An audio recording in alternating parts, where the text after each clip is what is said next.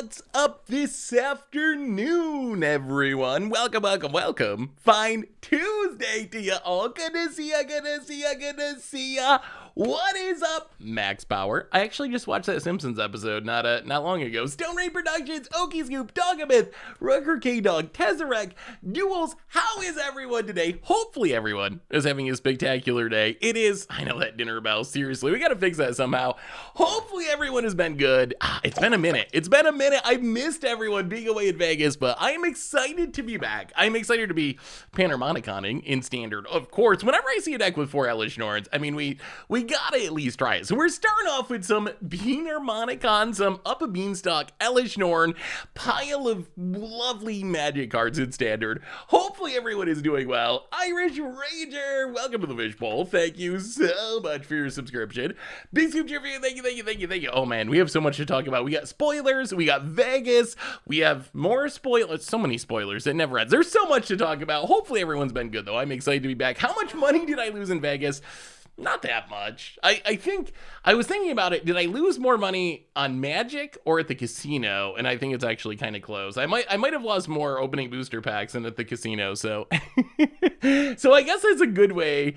I really wanted a doubling season, so I decided to buy collector boosters to get the doubling season, but I didn't get the doubling season. But I opened a lot of collector boosters, and then I bought the doubling season anyway. I should have just bought singles, just like the prop says. Just buy the singles. Just buy the singles. Oh, so how has everyone been? It's been like 2 weeks. So Vegas was super fun. It was super fun. We can talk about it as we go along. Do a little AMA if you want any Vegas questions, any goldfish questions. It'll be a fun stream today, hopefully. That's the plan. So anyway, let's do our reminders, and then we can talk about some spoilers. Before I even do the reminders, I gotta ask you about this card. This card, to me, I gotta know if you think this card is a good thing for Commander or not. So we're right in the middle of Doctor Who spoilers. They're coming out all this week, and they spoiled the card today. Then when I first saw it, my initial reaction was, wow, that card's really powerful, and oh no, I don't know if I actually want this card to exist in Commander. So the card is Everybody Lives, which, if you read its name, it basically does what it says. It's a 2-mana white instant. It says, all creatures gain hexproof and indestructible until end of turn. Players gain hexproof until end of turn. Players can't lose the game this turn. Players can't win the game or lose the game this turn. So essentially, it's like Teferi's Protection, but for everyone for 2 mana. My question is, how do Commander games end? Like, I'm very curious of your experience in Commander. Do you feel like Commander games go too long? Because I kind of feel like, I know on Commander Clash, we struggle with Commander games going too long rather than too short. If anything, I wish our games were shorter. We play a lot of like 3+ hour games, when I would rather play like 1.5 hour games of Commander, I think are better. I'm very curious, like, are we entering a world where every white deck is going to be playing Teferi's Protection, and now 2 mana, everyone lives Teferi's Protection? Like, isn't that, like, wow, I mean, the card's super strong. I feel like it's a staple, right? Why would you not put that in every white deck? It doesn't exile, which means you can Snapcaster it. You can return it to your hand with Eternal Witness. Someone else pointed out, if you want to be really mean, and maybe we got to play a Legacy deck, maybe we got to play a Legacy deck built around this, but it's 2 mana, so it goes under Isochron Scepter, so you can cast it every turn for 2 mana, and essentially just lock the table out from ever losing the game. It is a wild card. I have no dad. Welcome to the Fishbowl. Thank you so much for your subscription. Big super cheer for you. Thank you. Yeah, maybe we got to do the Isochron Scepter thing. But anyway, let's do our reminders. We can talk. There's also, speaking of Doctor Who cards, some of these cards seem really strong. The other card that also seems really good, and I think might be very, very strong in white creature decks. We have so many reprints. Everything Comes to Dust. 10 mana sorcery, but you can convoke it, and you exile all creatures except the type that convoked it, and all artifacts or all enchantments. So it's essentially like an expensive farewell, but you can convoke it with your creatures to not use your creatures. So it's going to be at its best in like a tribal style deck compared to any other deck, but still, like, that card seems very, very strong too. Like, I'm coming around on this set actually being really good. So anyway, reminders, replay YouTube. That's where you'd find the old stream, including this one in the future. Normal YouTube had a fun video about proxiers yesterday. Tomorrow we have I'm pretty spicy against the odds, and I'm hyped for doing some janky fun stuff. So some good stuff coming up on the YouTube. A reminder that our sponsor today is Card Kingdom, and if you need some magical cards, you can get them over at cardkingdom.com/mtggoldfish. You can even pre-order Doctor Who if you want some of these cards we've just been talking about, or maybe a Lurking Predators. Lurking Predators, I don't know why Lurking Predators doesn't show up more in Commander. Every time that hits the table, it's like so good. I feel like I need to put it in more decks, but cardkingdom.com/mtggoldfish. Otherwise, merch page, token, t-shirts, playmats, good way to support the stream and the channel and the site. No tokens coming very soon in t-shirts, lots of new merch on the way. So anyway, let's talk about this deck and start playing some Magic, and we can talk about Ixalan, we can talk about Doctor Who, we can talk about Vegas, we can talk about how the last couple of weeks has been. I think it's been 2 weeks since we've streamed. My God, Vegas. My return trip from Vegas was like, the nightmare. My goodness. I already hate traveling, and then I'm just not a traveler. I do not enjoy traveling. The trip home was so rough. So what are we playing today? We are starting with 5-color Bean-Harmonicon. I've been wanting to play an Up the Beanstalk deck because everyone keeps talking about this card and how strong it is and how powerful it is. It's showing up in Modern, and this is a really cool standard take on it. So Up a Beanstalk, when it ETBs or you cast a spell with mana value 5 or greater, you get to draw a card. So we're hoping to play Up a Beanstalk in an early game, and then we have a bunch of expensive stuff to trigger it. For example, Elesh Norn. Did you see the 5 and 2 Stick Fingers deck? Oh, I don't think so. What's the... Oh, maybe I did. Was it just like... Was it Urborg Lurgoyf? I actually pulled out an Urborg Lurgoyf self-mill deck because I really want that archetype to work. One of these days it's going to work. I might have seen it if it's the same one. So the idea is, Up a Beanstalk, play Elesh Norn, start drawing tons of cards, Gruff Triplets doubled up with Elesh Norn. We can reanimate stuff with Invasion of Travolta. We have expensive removal that's actually cheap that triggers Up a Beanstalk, like Leyline Binding, expensive enough to Up a Beanstalk. And that's essentially the plan, like 5-color Elesh Norn, Beanstalk, value-y card draw, all the cool stuff. So let's give it a try. Let's see if it actually works. So how many of you were in Vegas? Did I actually get to meet any of you in Vegas? So what decks did I play in Vegas? So I try to bring decks that are... Yes, Mom doesn't double trigger it because it's a cast trigger, unfortunately. But Mom does trigger it when we cast it because it's 5 mana. So it's not as synergistic as it could be, but it's still pretty synergistic. My fish is bad in Urborg Lurgoyf. Welcome to the Fishbowl. Thank you so much for your subscription. Big super cheer for you. Thank you. I have learned going to events and playing Commander, just like we were talking about with the No One Ever Dies card. I want my games at events to be like relatively quick because there's so many people that want to play. So I try to avoid decks. I used to play Preston a lot. I used to play Yarok a lot, but I realized that those decks just go so long that I end up getting in like 3 games through an entire day at the con and don't get to play with that many people. So I try to focus more on decks that can actually like progress the game. So I played a lot of Furkrag. I did play a little bit. I played a little bit of Mono Blue Flibble Flip because I really like that. I played some Marchesa. So I tried to play mostly like aggro-y decks so I could get in as many games with people as possible. The Ghost of Deck Faden in Dragon Bones. Welcome to the Fishbowl. Thank you for your subscription. Big super review. Have you thought about doing another Invasion of Segovia deck with fairies? Ooh, I hadn't really thought about that, but that does seem sweet. Although it's also fairies. Are fairies cool? I don't know what's cool anymore in Standard. Are fairies cool because they're fairies, or are they not cool because you just counter everything? Big chat. Any way to get this chat to scroll off of the viewing screen? You should be able to collapse the chat up at the top of the chat if you don't want it. If you don't want it up there, in theory. Oh, to get it off of. Oh, see, hang on. Wait, this is where it's supposed to be, right? I think that's where it's supposed to be. The chat shouldn't really cover anything. Like the chat should not be disturbing the actual gameplay because it's nothing really happens on that side of the screen. What are your thoughts on Lost Caverns of Ixalan? Also, what do you think about Mana Crypt in the special guest slot as well as thoughts on it? So, do we have confirmation on special guests? That is are they essentially like Enchanted Tales or Retro Artifacts or Mystical Archives? I I didn't. It's so tough to keep up on everything going away in Vegas. So I haven't actually seen confirmation on that. I am assuming that that's how they are. If it is like that, that's an awesome reprint. I'm super, super glad to see that returning.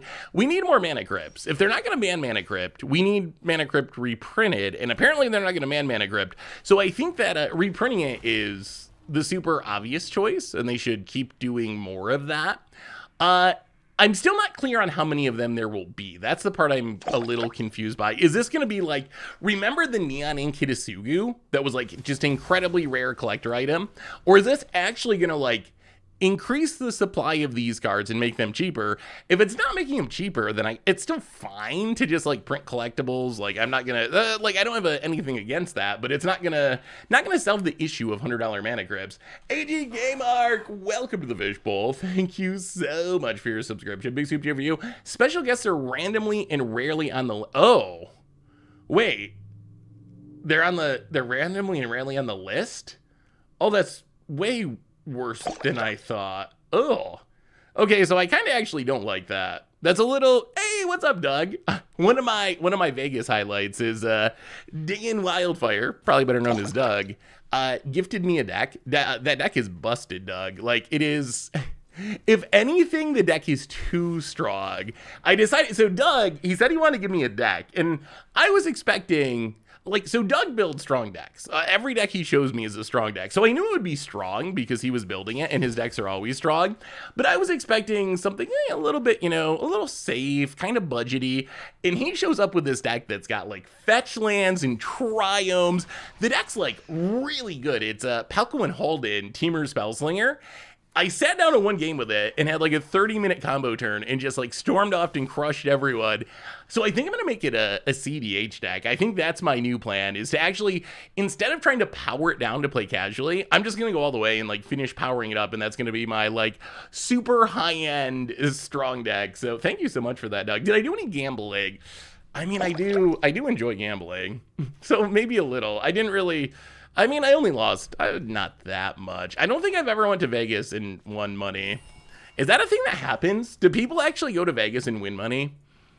I don't know if that actually exists. I've heard rumors that that's a thing that's happened before, but I don't know if they're even true. Get in there, Elesh Norn. Go. Bizina, I played one more game with it, Doug. The problem I ran into was actually like too high powered for a lot of the pods I was in, so I didn't pull it out too much, just because I really wanted it for more high powered games. I felt it was so good that people were trying to like show me their like janky fun cool deck, and I couldn't bring myself to pull it out because I knew I would just absolutely stomp them because the deck was so strong.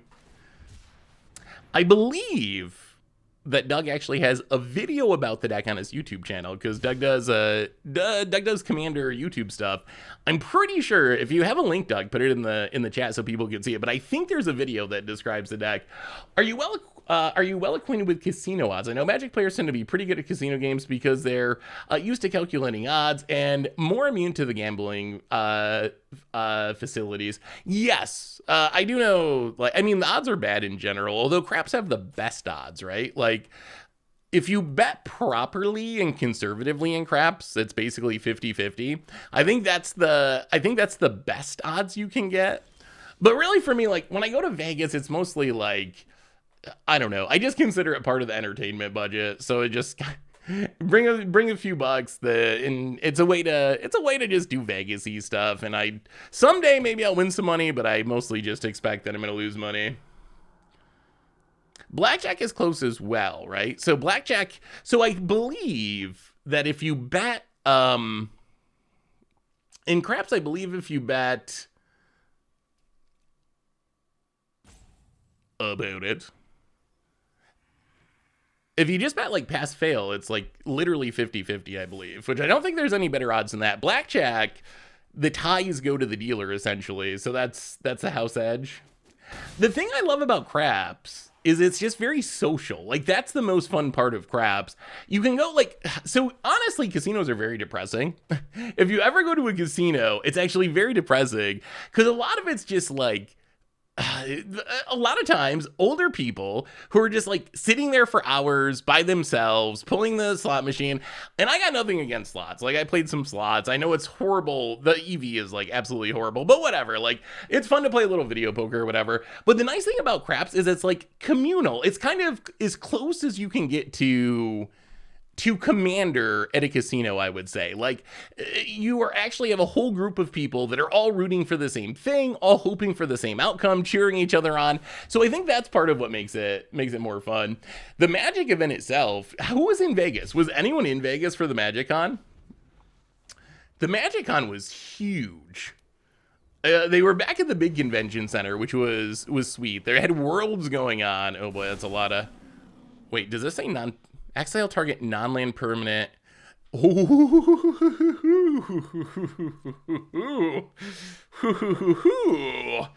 Legion of... Oh my god. Do we even Legion of Ash or do we double Atraxa? Double Atraxa seems kind of insane. That's just dirty. That is... Yeah, I think we have to... Yeah, whatever. You can keep your things for a turn. Let's just Atraxa twice. Top Aries... No, actually... Gruff, Up a Beanstalk, Sheoldred's Edict, and Restless Cottage. Actually, no, let's take Deserted Beach. Number 2, Atraxa number 2, we will take Invasion of Tolvolda, Brotherhood Ed, Plaza of Heroes, Up a Beanstalk, Sheoldred's Edict, and Italy? This Atraxa card's pretty good. Oh, I wish I had a Reliquary Tower. That would make your life so much better. And then, do we just want more card draw? Actually, let's just do this. Leyline Binding. Get rid of a couple beasts. Leyline Binding.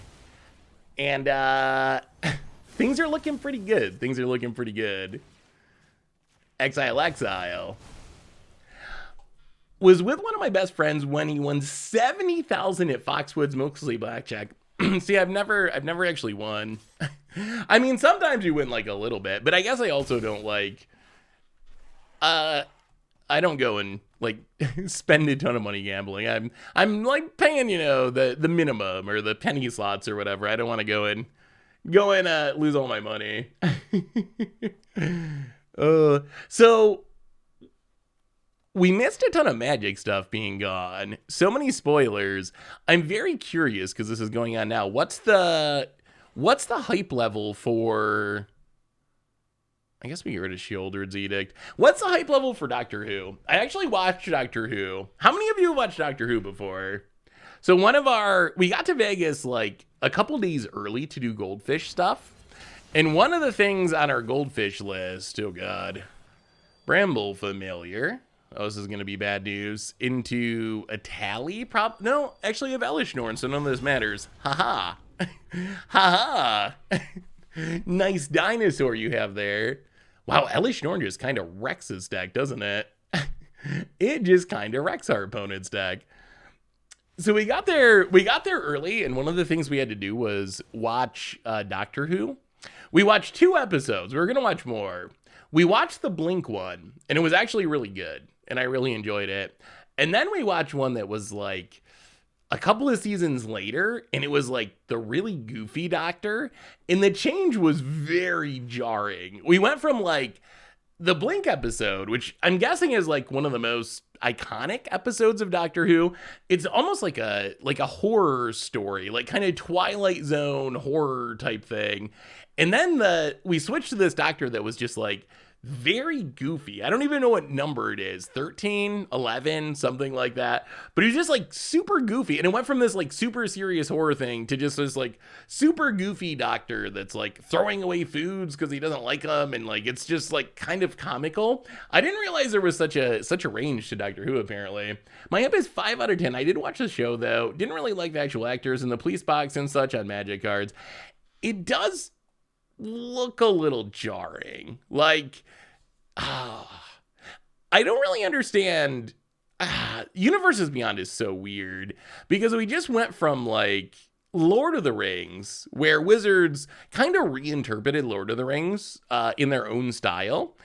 Doctor Who, though, very much not that. Doctor Who is very much like, put the actual actors and the actual clips of the TV show. Like, yes, they're like painted or something like that. It's not literally a screenshot from the TV show, but it very much is like actually just the characters from the show reinterpreted as exactly as possible. So it is kind of a weird mix with Universes Beyond. Like, I don't know. It's different. I don't know how well it's going to go over. I feel like, I don't know what tier it is. What if you're going to tier rank Doctor Who compared to other Universes Beyond? Where would you put it? Where does it rank? It's obviously below Lord of the Rings. I think that much is clear. It's like not as good as Lord of the Rings. How does it compare to other Universes Beyond? Is it like a solid C? It's got to be like a solid like B tier, like middle of the road. Spoilers all this week. I believe there's a deck a day that's getting spoiled. Warhammer's better. I think it's going to be forgotten pretty quickly. Walking Dead would be like the F tier, right? That's like, no, for popularity of the IP. I mean, Fortnite, as far as Magic, I know is like the most memed on, as far as like the Magic community didn't like it, but it's also very popular, right? Like, or it was very popular. Maybe it's past its prime now, but it was huge. It was a super popular game. So I think you'd have to rank Fortnite like a little bit high just because it's like such a popular game, even if most Magic players don't care. Let's just play the Evolving Wilds. Urborg Lurgoy handing out a bunch of gift subs to Blackout Crush, Introgonomic, and Draken, and Mr. Second and Fluffy Bottoms. Welcome to the Fishbowl. Thank you so much for your subscription. Big soup to you. Thank you. I actually really like the Jurassic Park cards. I feel like somehow, thank you so much, Urborg Lurgoy. I feel like somehow Jurassic Park fits Magic kind of perfectly. Like, it's almost freaky how well it fits, because I wouldn't have expected that. When I think of Jurassic Park, I wouldn't have thought, oh, that's a great fit for Magic. But the flavor is like very good for Ixalan, right? Like it really hits the mark, because Ixalan's very Jurassic Parky. Like if you look at the Ixalan cards, Jurassic Park fits right in with Galtas and Huatlis and so forth. So strange how Universes Beyond is like that, where some of them it's like, oh yeah, that obviously fits in Magic, and other ones you're kind of like, huh, that's different. That's a little bit different than what I was expecting. Well, let's keep playing Fast Lands. Pass the turn. Mr. Peaches for the 32nd month. Welcome to the Fishbowl. Thank you so much for your subscription. Big soup to you. Thank you. Seth, I love the design of MH1 and MH2, but I preferred Modern before they were released. I've curated a list of cards that I think Modern would be better without. Can I get your opinion on it? Ooh, can you put it public? I think it's set to private right now, but I would like to see the list because that sounds very interesting. But yeah, if you can set it to public. Well, let's Sundown Pass. Are we about to lose? Maybe. Yeah, let's just get rid of this Flesh Gorger. Take our beats. This is a very slow draw. Somehow we haven't managed to turn on this Leyline Binding, which is awkward. What do you think of the Ixalan cards? Do I plan on attending MagicCon Chicago in early 2024? I would like to. So normally the whole Goldfish crew does Vegas. So I don't think the whole crew will go. Krim goes to a lot of them. So Krim being there is a pretty good bet.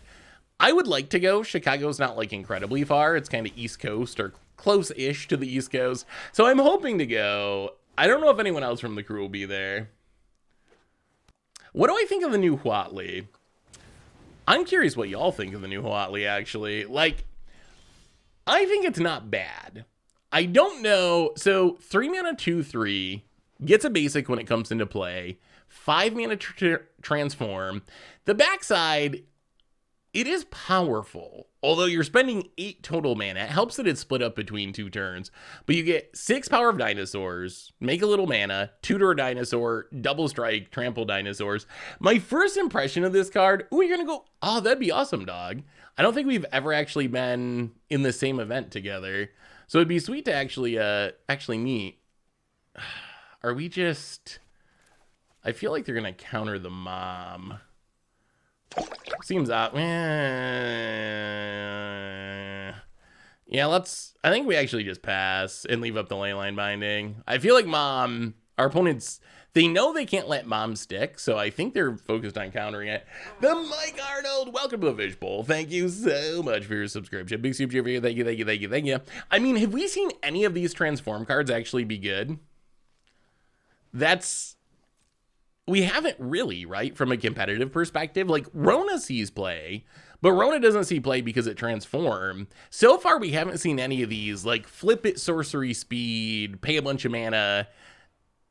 Shieldred's okay, but yeah, that is true. But Shieldred's like, it's not really being played to flip, right?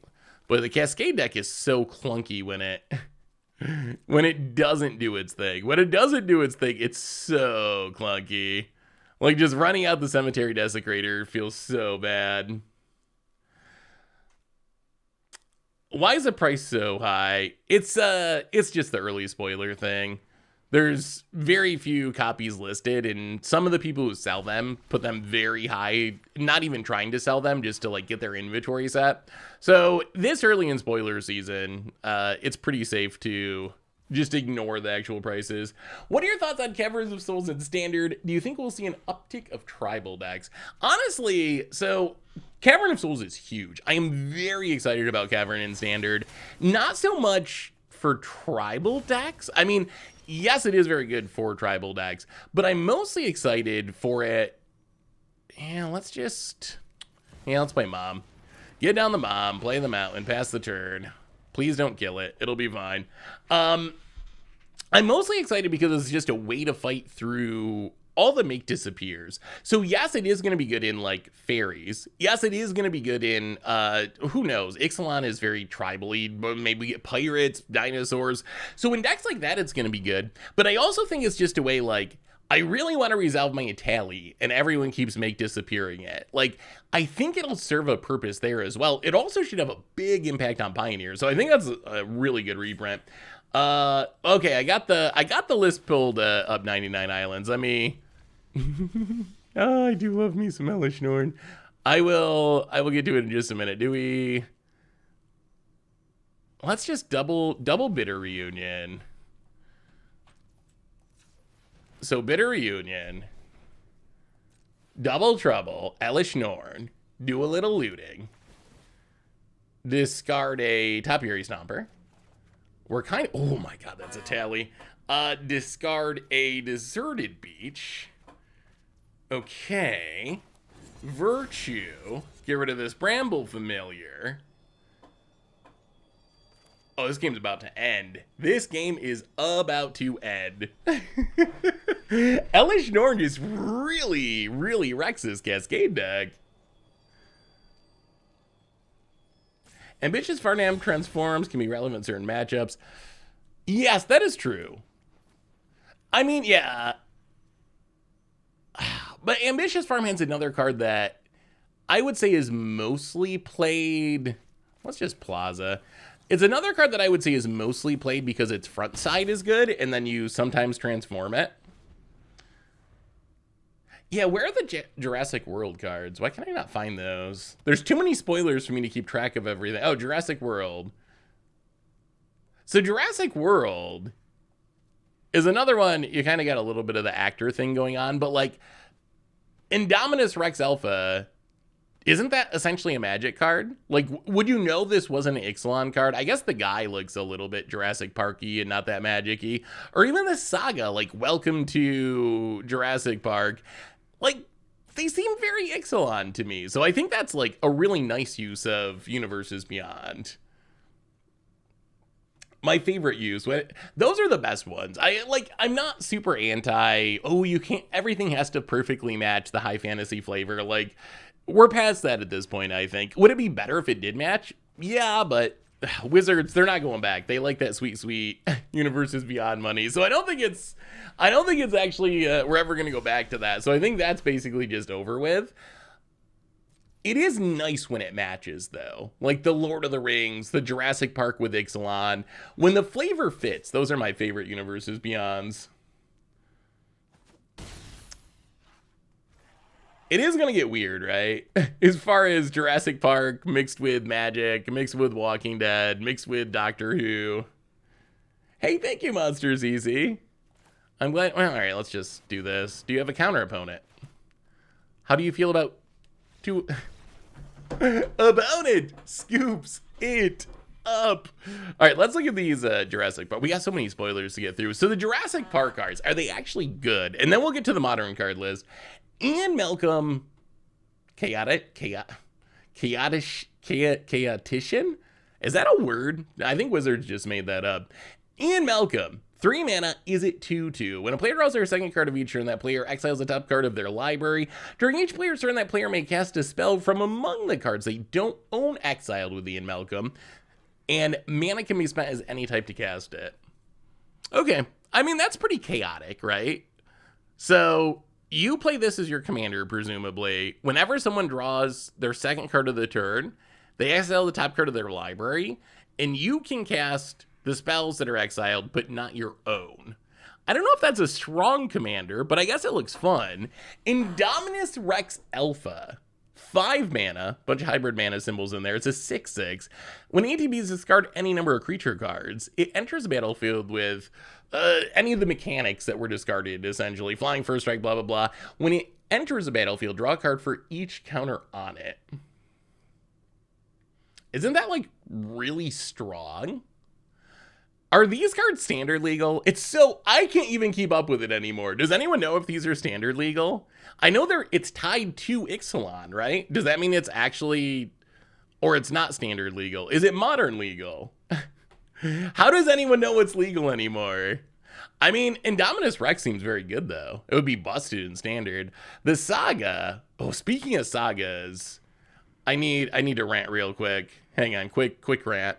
Welcome to Jurassic Park. So 3 mana Saga, for each, so much text on these cards. For each opponent, up to 1 target non-artifact creature that you control becomes a 0/4 wall creature with defender as long as you control this Saga. They can't even put the name on it, it's too long. Create a 3/3 green dinosaur creature with trample. It gains haste until end of turn. Destroy all walls. Exile this. Wait, what? So you give each...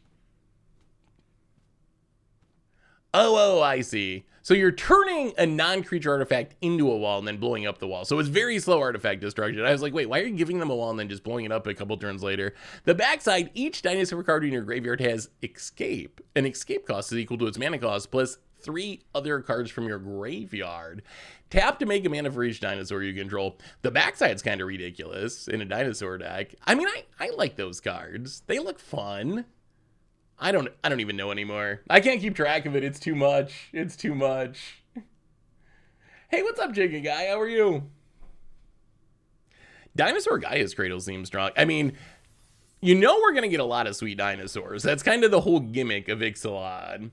Do you think there are too many Universes Beyond cards being printed? I would prefer if they do that with the Godzilla treatments and do reskids. There might just be too many Magic cards in general being printed. I'm kind of there's just like so much. So I think Wizards' response would be, don't care about all of it, which I don't really like that argument. It seems weird to me to like, for Magic's history, I feel like Magic is, we actually have an Up the Beanstalk. For Magic's history, I feel like Magic has thrived by making really hardcore dedicated fans who love everything about it. Like, throughout much of Magic's life, that's what I associate with Magic players. The hair is so nice and shiny. Well, thank you, Dirty Nick. Am I wrong to think of it that way? Because that's how I think of it, that most Magic players I know are like super dedicated, want to keep up on every release, want to know every card, want to know the metagame. that's, I think, how Magic used to be.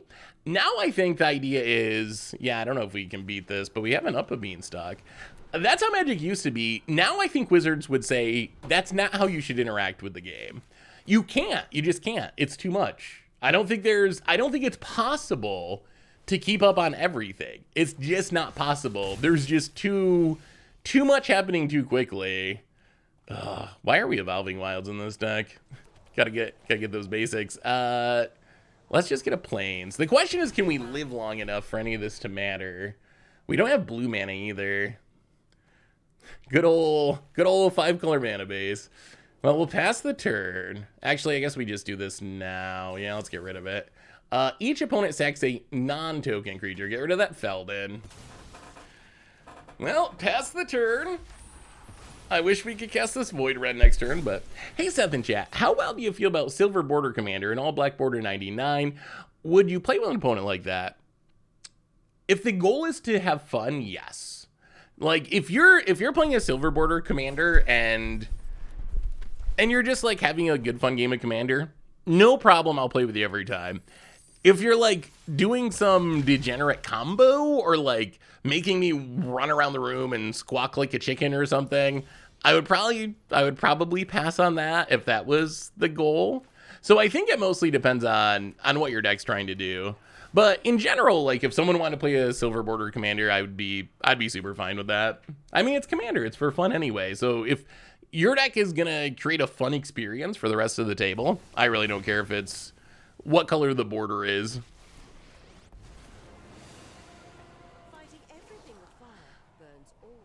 The problem, which Mitch from Commander Quarters mentioned already a few minutes ago, well, we need a Leyline Binding. We get to draw a card because of Up a Beanstalk. Leyline Binding. I guess we just hit this Etchings. Can we stabilize? So we're taking one. Ooh, another Up a Beanstalk.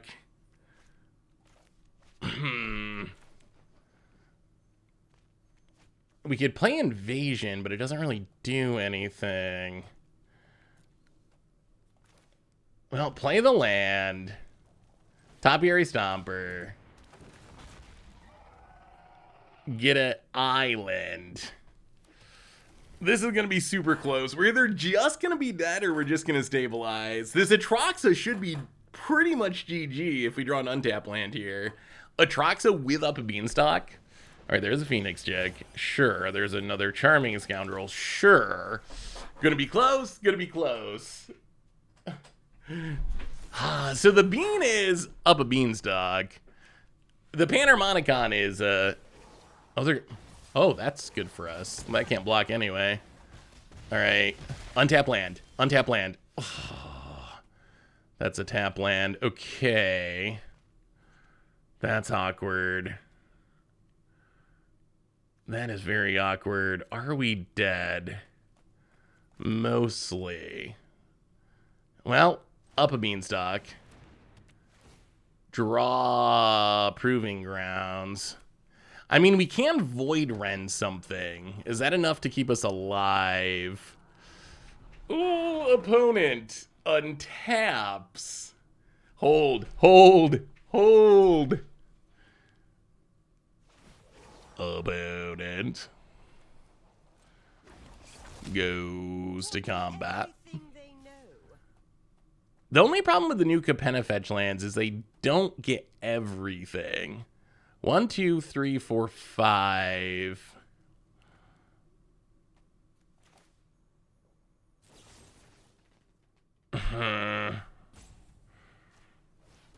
Please don't kill us. Please don't kill us. The upside of Evolving... Oh, they have the Lightning Strike. The upside of Evolving Wilds is it's the one card that actually gets all 5 different basics. So that's the main upside. Mono red, eh? So let's look at this card. So this is the list of cards from the 99 Islands that they think should not be in Modern. I wonder how much of this I agree with. Ignore the islands, okay? That's the memes.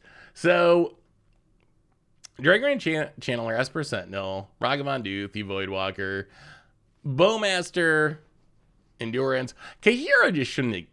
I wish they could have printed this in a better way. I love the idea of what Kahira is trying to do, is being a companion for like a cat deck or an elemental deck. The fact that it works with no creatures drives me crazy. Lutri, I mean, I guess companions... I think companions were a mistake, although Lutri is like the least offensive of the companions. Shardless Agents, Companion, Grief, Omnath, Subtlety, Yamori. So basically all the companions, all the evoke elementals. Murktide Regent, Ren, Teferi, Karn, Prismatic Ending, and Holy Heat. That's a pretty big list. That's a very big list. Those are a lot of the most powerful cards that have been printed in the last couple of years. I think the challenging part of the they should not exist in modern argument, the challenging part is... Oh, we actually get a sideboard real quick. Hang on. Let's sideboard. We're going to keep our Gruffs. We can go down to Bitter Reunion. Frillback is good. Legion. Voidren seems very slow. Urtai seems very slow. Invasion of Tolvolda seems pretty slow. Yeah, maybe we go 2 Gruffs. Let's try it like that. So the hard part is, like... could you really take this many cards out of Modern? Would I like Modern more if these cards were never printed? In general, I would say yes. I think a lot of these cards, I would like Modern better without those cards. I don't think there's any going back at this point. Like, that's going to be the challenge. Like, if we could somehow Doctor Who our way back in time and, like, keep Wizards from printing some of these cards, that would be a positive. At this point, would I advocate for banning all these cards? I don't think you could. And I don't even know, like, would the format end up in a better place? I'm curious. What if we could ban this whole list of cards? Would Modern be better than it is now? I have no idea what Modern would look like. That would be taking so many of the just most played cards out of the format. I don't know where it would end up. Like, I have no idea what it would look like. Our best bets, honestly, probably, like... Bowmasters can kill the Ragavan. It reminds me, do you remember this? Do you remember the Simpsons episode where I've been rewatching Simpsons recently. There's a Simpsons episode where Bart gets this like weird lizard thing that isn't supposed to be in Springfield. It's like an invasive species, and it's like eating everything, and they're very worried about it, and they got to kill it. And they end up, yeah, the Simpsons did do it. They end up deciding to like let it live because it eats the pigeons or something that they hated. Exactly. Release the gorillas. I'm afraid that's where we're at. Like, so they unleash these lizards that eat the pigeons, but then they got to unleash snakes to eat the lizards which ate the pigeons, and then they need to release the gorillas to get the snakes that ate the lizards that ate the pigeons, and you just keep going and going and going down that line. I'm afraid that that's where we're at, because in some ways, looking at this list of cards, Bowmasters in a lot of ways is the good guy, right? Like, Bowmasters is stopping Ragavan. Ragavan's still played, but it's not as good as it was because Bowmasters is good against it. But then what do we got to do to stop Bowmasters from being so good? What's the next card? And where does that end? Where does that spiral? Where does that spiral lead us? Like, eventually we're going to be at the gorilla stage, right? And then what do you do? What do you do when you've unleashed the gorillas and you can't go any further because you got the worst thing is there? Then you got to deal with the gorillas, and I'm a little worried that we're gonna end up in the gorilla mode at some point. The Mr. Burns disease perfectly balanced that's one of my favorite. Oh, that's unfortunate. One of my favorite parts of Simpsons. Come on, can we draw a land? We do draw a land. Not the best land. Awkward mana this game. You know what we need is an Evolving Wild. If we had an Evolving Wild, life would be so good. Do we Brothers to end away the Urabras Forge?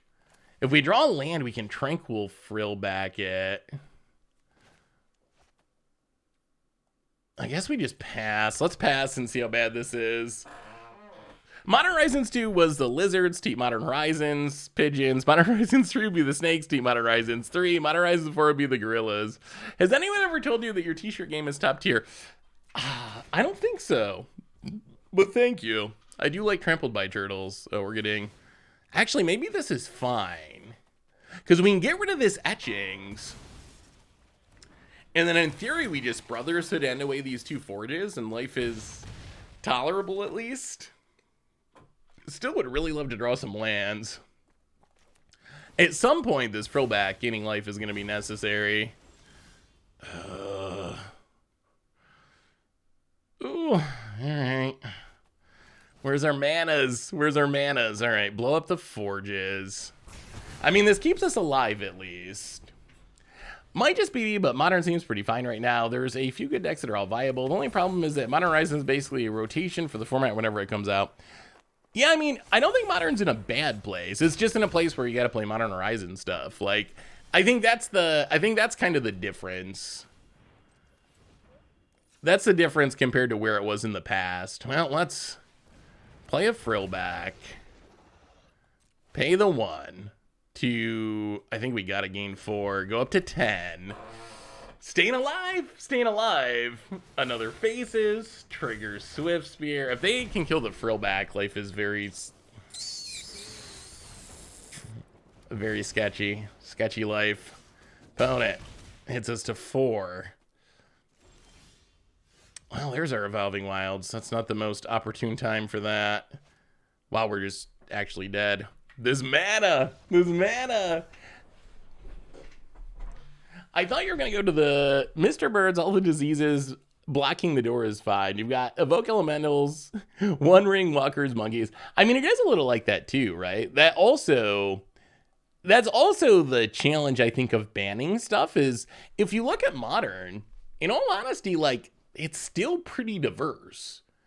I guess Rakdos, 19% of the meta is that's a bit much. The scam deck might actually be something that needs to be dealt with. Like, I think that could actually be a thing. 19 is a huge percent. You got to remember that when Splinter Twin was banned for the sake of diversity in the meta, it was at like 10%, 11%. Like, and that was deemed ban worthy. So for a format like Modern with 20 years of cards, 20% of the meta is a massive number. Like, that's a big number. So yes, maybe something has to be done about scam. Like, that's a possibility. But in general, like, Modern's still very diverse, and it does have a little bit of that. It does have a little bit of that, you know, Mr. Birds, all the diseases are blocking themselves at the door. So he's got every disease, but he doesn't actually get sick because they all kind of cancel each other out. And that's what I worry about with some of the bannings. Like, it is this weird, fragile ecosystem where if you banned, let's say, Orcish Bowmasters, that makes Ragavan better. But then if you have banned Ragavan, you end up with aggro being worse. And maybe, you know, the One Ring is even more dominant. And then you got to ban the One Ring, and like, you have this cascading effect if you pull out one of those little things. But I would lean towards, I mean, the One Ring still gotta go, right? There's no, I can't see a world where the One Ring manages to survive in Modern. There's no way. I mean, it's very cynical, but they announced all those reprintings of the One Ring, and I feel like that's why it didn't get banned. They gave the whole spiel about, like, we're keeping an eye on it. It's really not that bad. You know, the numbers. But I think the bottom line is, like, we got a holiday release to sell. Seth, this brew I play has gotten me to a strange spot, wanting to fight enchantments, but not liking going into a third color. Wait, okay, this brew's got me into a strange spot, wanting to fight enchantments, but not liking going into a third color. Help, please. So let me see. Ooh, our mana's better. Our mana's decent this game. We will keep this. We can actually cast all of our spells and even Topiary Stomp. We don't have any of our big payoffs, but that's fine. Let's just play the tap land past the turn. Grixis Swarm. Okay, so trying to, like, make a bunch of tokens, cast a bunch of spells, make a bunch of tokens. That looks really sweet. What enchantment is troubling you, Die of the Phone? Well, play the land. Topiary Stompa. Grab a mountain past the turn.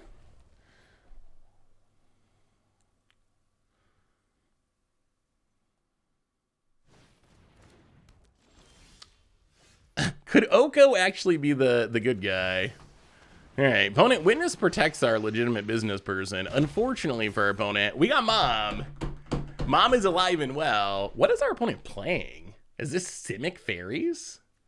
Oh, this is probably infinite Cauldron combos.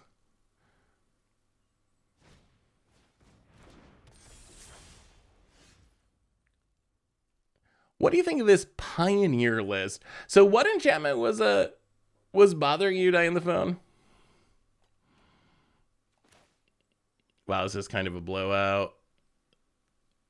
Opponent. Yes, we would like to target the Sleep Curse Fae. Yes, we would like to pay the 2. Ooh. Wait. Exile target non-land permanent opponent controls. And all tokens with the... What? Oh, I was thinking it was like a Maelstrom Pulse. I never play Legion to Ashes. It only gets tokens with the same name? That card's a lot weirder than I thought. I was thinking we were gonna snipe both of those fairies. I guess reading the card does explain it now, doesn't it? A wedding announcement in virtue of loyalty. So, I mean, being in Grixis, there's not a lot of great options for getting them off the battlefield. I think my advice would probably be to try to counter them.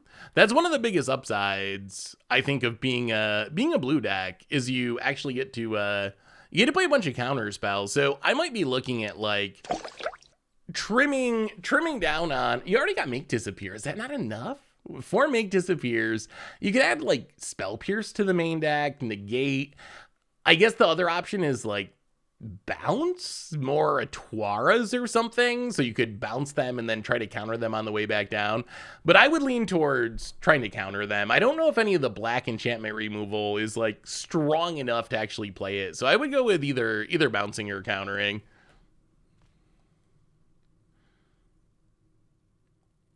Yeah, I mean there is technically black enchantment removal. No Feed the Swarm level effect, though, thankfully. Actually, I mean, I guess you could go discard. That's another good option. Discard would work well with your deck. Like, Extract the Truth could possibly work. 2 mana Edict for an enchantment. Depends on how many enchantments are on the battlefield. But you could also just duress it. That's another easy way to deal with it. So opponent's playing, I don't even know. Simic Fairies, Soul Cauldron combo, maybe? Maybe we'll bring in a Spell Pierce. Spell Pierce seems fine. Something like that. Have we discussed the new Cemetery Land? Wait, there's a new Cemetery Land? I don't think I've seen the new Cemetery Land.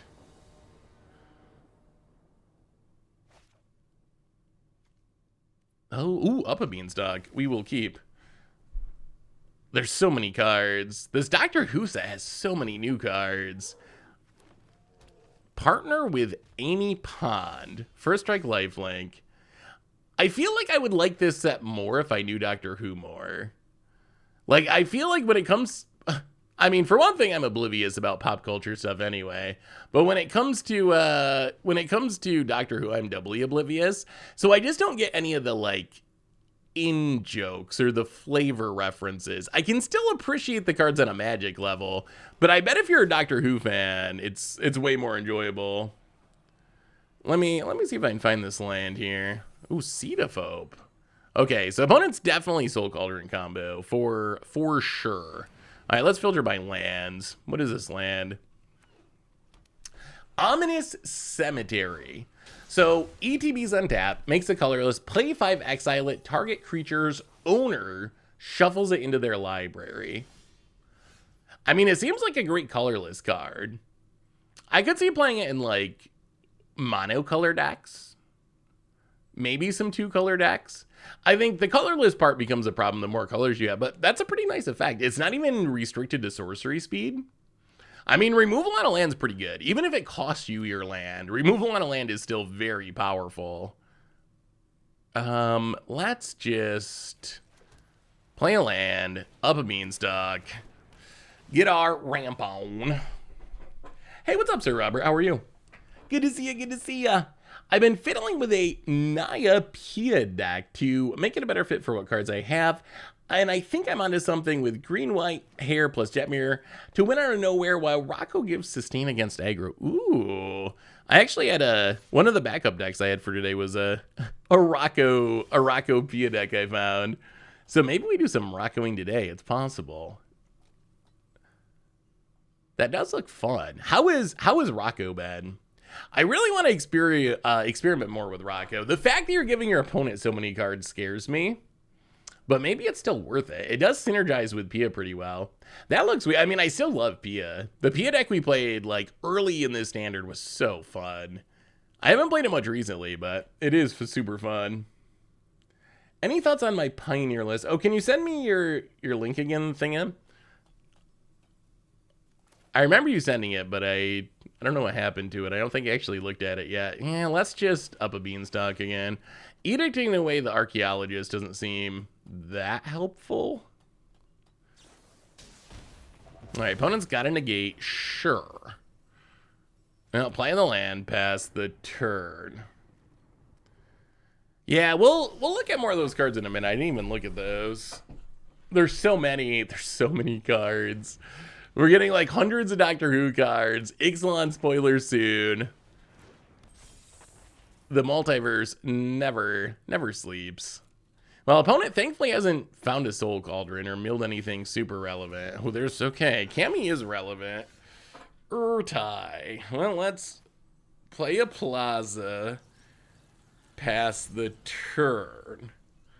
Urtai's good. That can keep us from dying potentially. Bonnet Restless Vinestock goes to combat. Passing?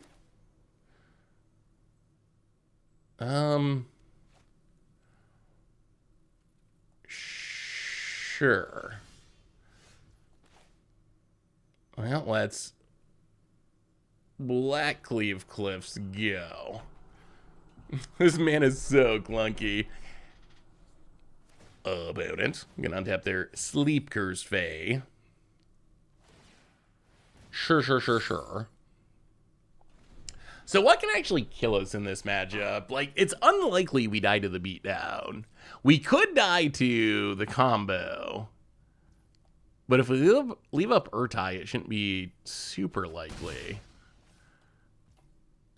All right, let's keep waiting. Invasion of Tavolda. Well, play the land, pass the turn. I want something big enough to trigger this Up a Beanstalk. That would make us happy.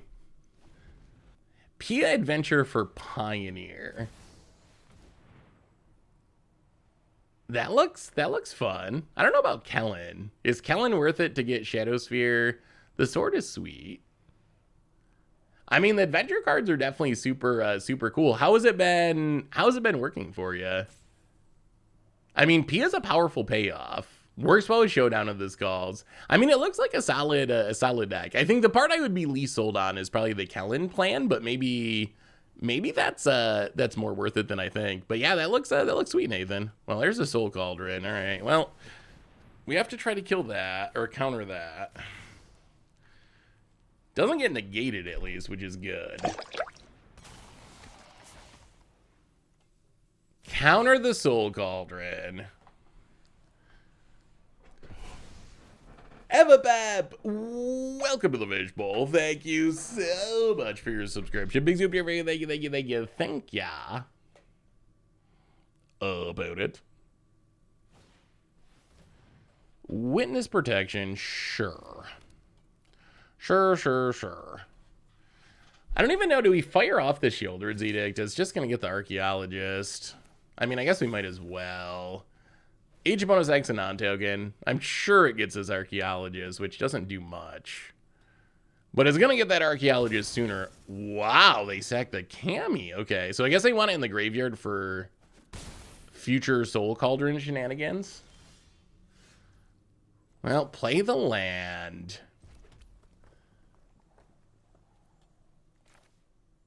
I guess we just gotta pass. Yeah, we gotta pass. We gotta kill the Sleep Curse Fairy. It's just too risky that we end up dying to the combo. Doctor Who's coming out. Oh, spin it. Hey, what's up, Mega Magic? How are you? Good to see ya. When sort of once in future work with adventures? Oh boy, does it? Let me read sort of once in future. We'll take the beats. We'll just play an end step. Opponent hits us down to 11. If we kill it though, there's like, wait, can we? We can't cast this? Wait, doesn't this make blue, black? What am I missing? Witness protect. Oh! It changes the color? Oh no! Oh, I guess we should have spin it to win it. It's green and white. What a... Magic is so complicated these days. It's still legendary, but it's the wrong color. Was looking for a commander deck for Urza Lord High Artificer. Don't really know where to find one, and the ones I found are like $1,000. Well, all right. I guess we spin it to win it because we can't do anything else anyway. So, boom, a tally. See what happens. We could get combo killed. There's a ley line binding. Good for the future. A tally. ETBs. Yes, it is pretty nice. What do we find? Something that stops the combo, maybe? I don't know how we deal with Sleep Curse Fae, though. The ward, even if we hit removal. Oh my god, that's... Whoa! Okay. Wait. What happens if we choose not to play it?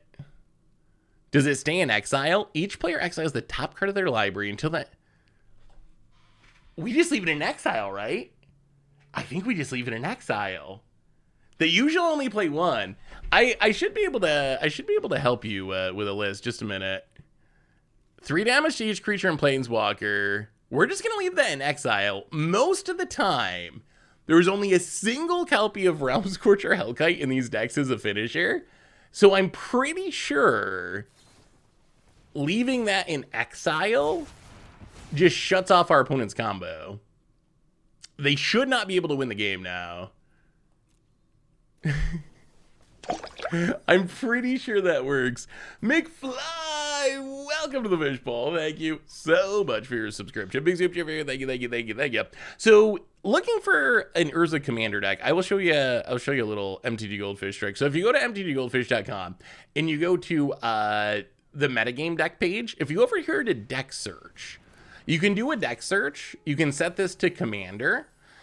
You can Urza Lord High Artificer and set a date range or whatever. It's gonna be user decks, and you can see a ton of different Urza decks. And once you get to one Urza deck, there'll be a bunch more along the side, and you can see the prices. So, yeah, a lot of Urza decks can be very expensive, but there's also like much cheaper ones that people have built. So I would probably just browse through. Like, here's a under $100 version of Urza that someone put together. So I would just do that. Like, just browse through the various Urza decks, especially look for ones that are in your budget range.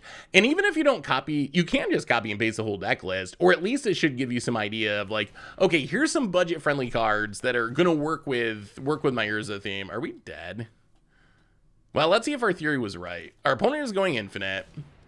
Can they actually kill us though? Now that we exiled the Realm Scorcher Hellkite? That's the question. Kellen helps you find ore-based removal like Chain to the Rocks in Ossification. Oh, that makes sense, Thingin. Yeah, I mean, it looks really fun. It definitely looks really fun. Yeah, I don't even know. How do you get a $17,000 Urza deck? You must be... All right, Cammy. I'm still not convinced our opponent can actually combo us. It must be like CDH. It must be paying like Time Twister. There's got to be like a, yeah, $10,000 Time Twister, $5,000 Tabernacle. So that's like most of the deck's cost. Silly reserve list. Silly reserve list. Christopher, welcome to the fishbowl. Thank you so much for your subscription. Big super here. Thank ya. Opponent. Do you use MTG Goldfish when building your own personal decks, or do you use something like Moxfield?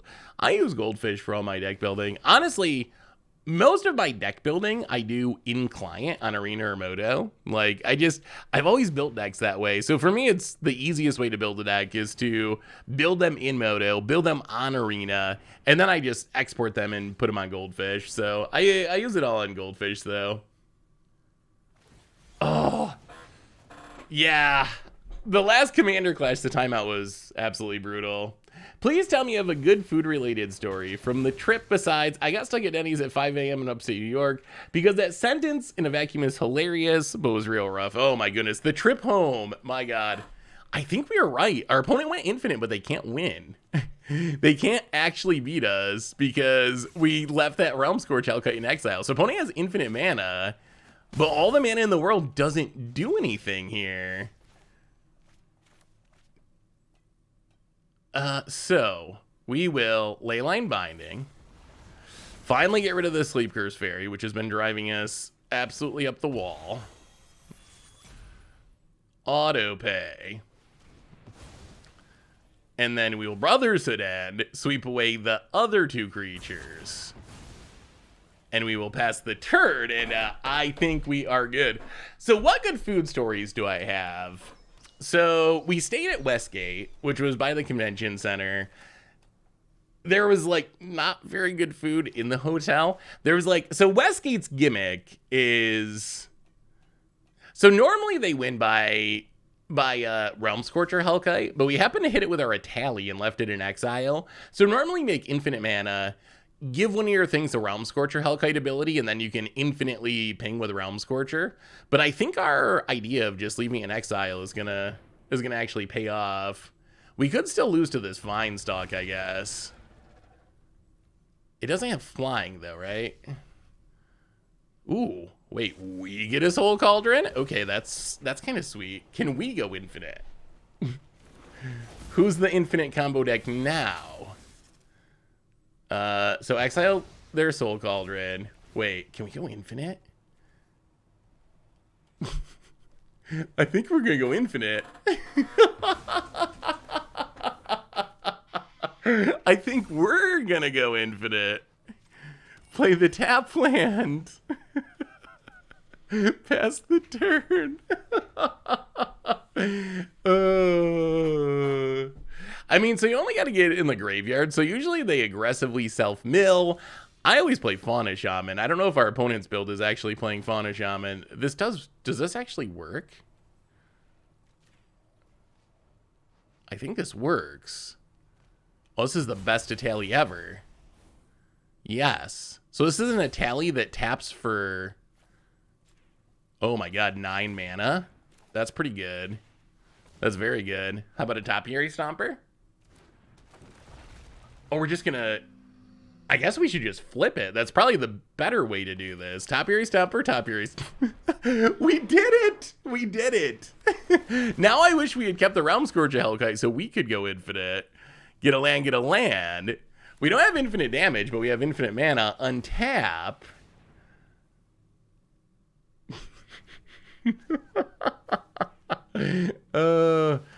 Make black, untap. We're gonna get down this Invasion of Tevolda real quick. Tap for white, Invasion of Tevolda to reanimate, I don't even know, Up a Beanstalk, I guess? Is there anything better? Yeah, let's just take Up a Beanstalk. Draw a card. Come on, let's keep it going. Let's keep going infinite. We draw. Gruff Triplets. Okay. Untap it. I'm sorry, opponent. We got to do this. I can't resist, opponent. It's too sweet. Tap this. How often do you get to go infinite with your opponent's combo? Gruff Triplets. Draw a card. Discord. Welcome to the... Oh, Valving Wilds. Welcome to the Fishbowl. Thank you so much for your subscription. Big subscription for you. Thank you. Well, now I guess we just win. Boo. Boo. Flip a tally. I mean, we even have the Plaza of Heroes, so there's no way our opponent's actually stopping this. Itali. Attack you. 13. All poison counters. Oh, opponent's sticking it out. They're fighting to the bitterest of ends. All right, yeah. So opponent lives temporarily. And they make it indestructible. Okay, opponent is really, they are sticking it out. About it. Takes the beats. Gets a little poisoned. Pass the turn. Void Run can't hit lands, unfortunately. Non-land permanent. GG. Wow. I can't believe our opponent's patience. I would have scooped many hours ago. And about it, scoops it up. Psycho Smurf, welcome to the Fishbowl. Thank you so much for your subscription. Big soup here for you. Wanted to share this budget modern deck I've been pretty impressed with. Wanted to take a break from Mardu for a while. Hearth Elemental in Breach gave it new life. Breach plus Altar plus Song gives this deck really cool combo angle. If you have discarded 3 cards to make Hollow One free already. Ooh, I do love Hollow One decks. Hearth Elemental Hollow One. Song, Goblin Lore. That looks sweet. So you can Underworld Breach, Hollow Ones. Is Glinthorn Buccaneer the main finisher? So Altar of Dementia to aggressively fill the graveyard. Hearth Elemental. Wait, what's actual? Do we kill by attacking normally, or are we trying to kill with Glinthorn Buccaneer? That looks sweet. I have a couple modern decks coming up. Modern is still super fun.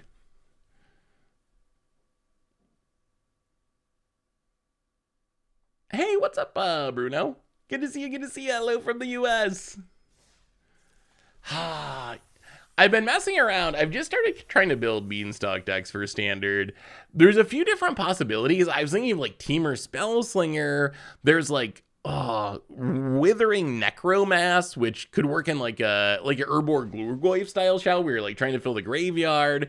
So there's a bunch of different ways you could go about it. It might be even better in older formats. There's not that much stuff that gets the cost reduction in Standard, but there is some.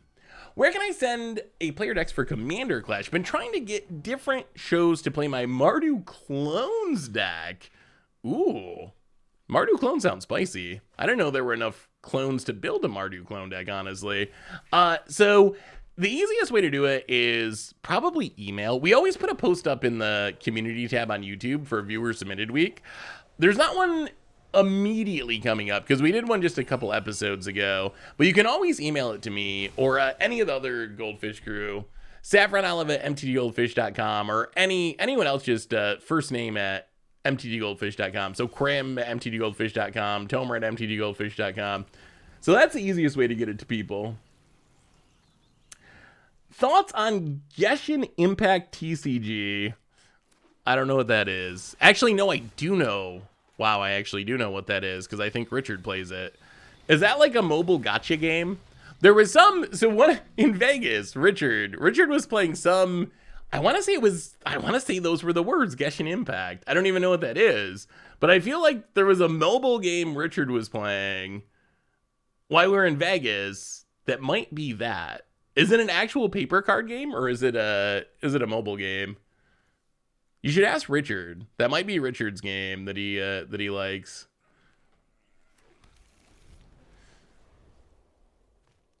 So the combo is Breach and Hollow One goes +1 cards. Oh, I see. So you're sack the Hollow One to mill 4 so you can Breach. Yep.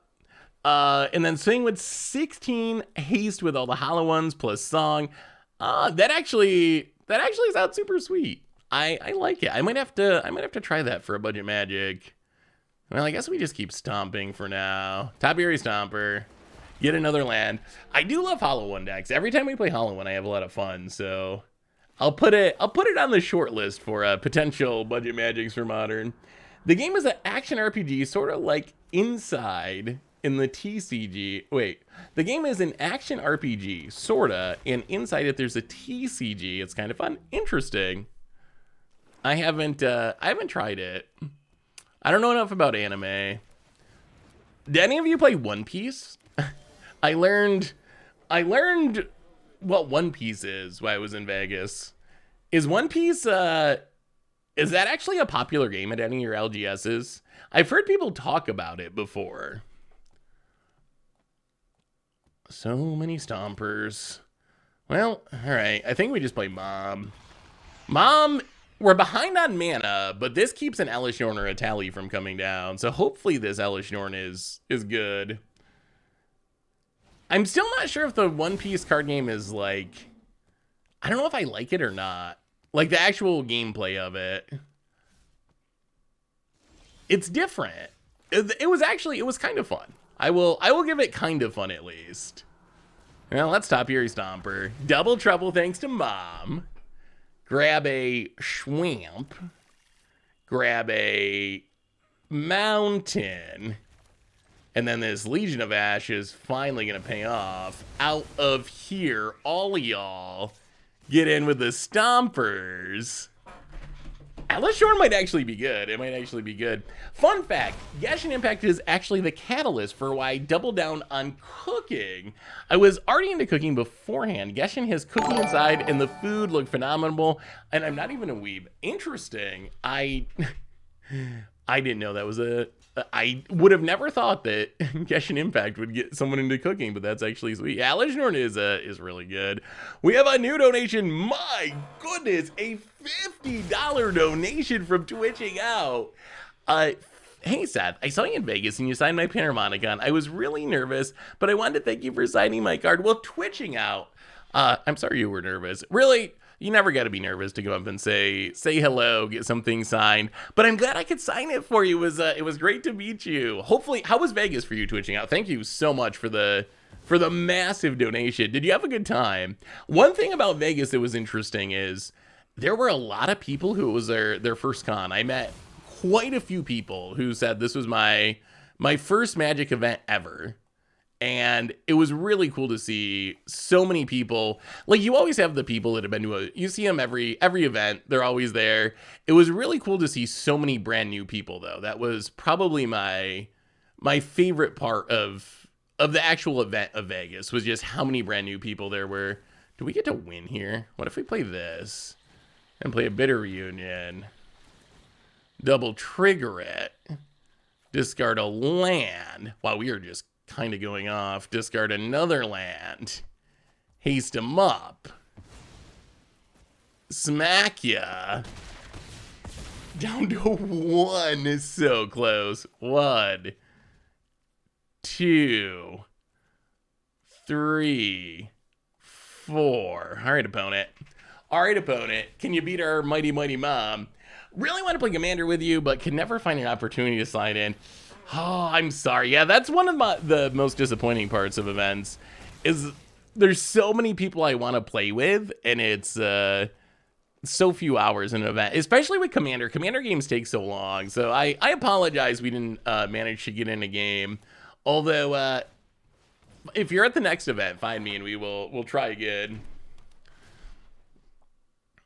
Let's discard a Legion of Ash. Draw a couple cards. Invasion.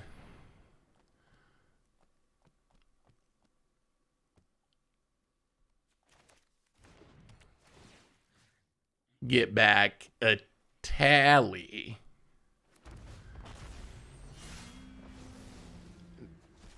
Ooh, it's another mom. That's another mom. And a herd. Oh, wow. And a herd migration. Well, GG, Jimbo. GG.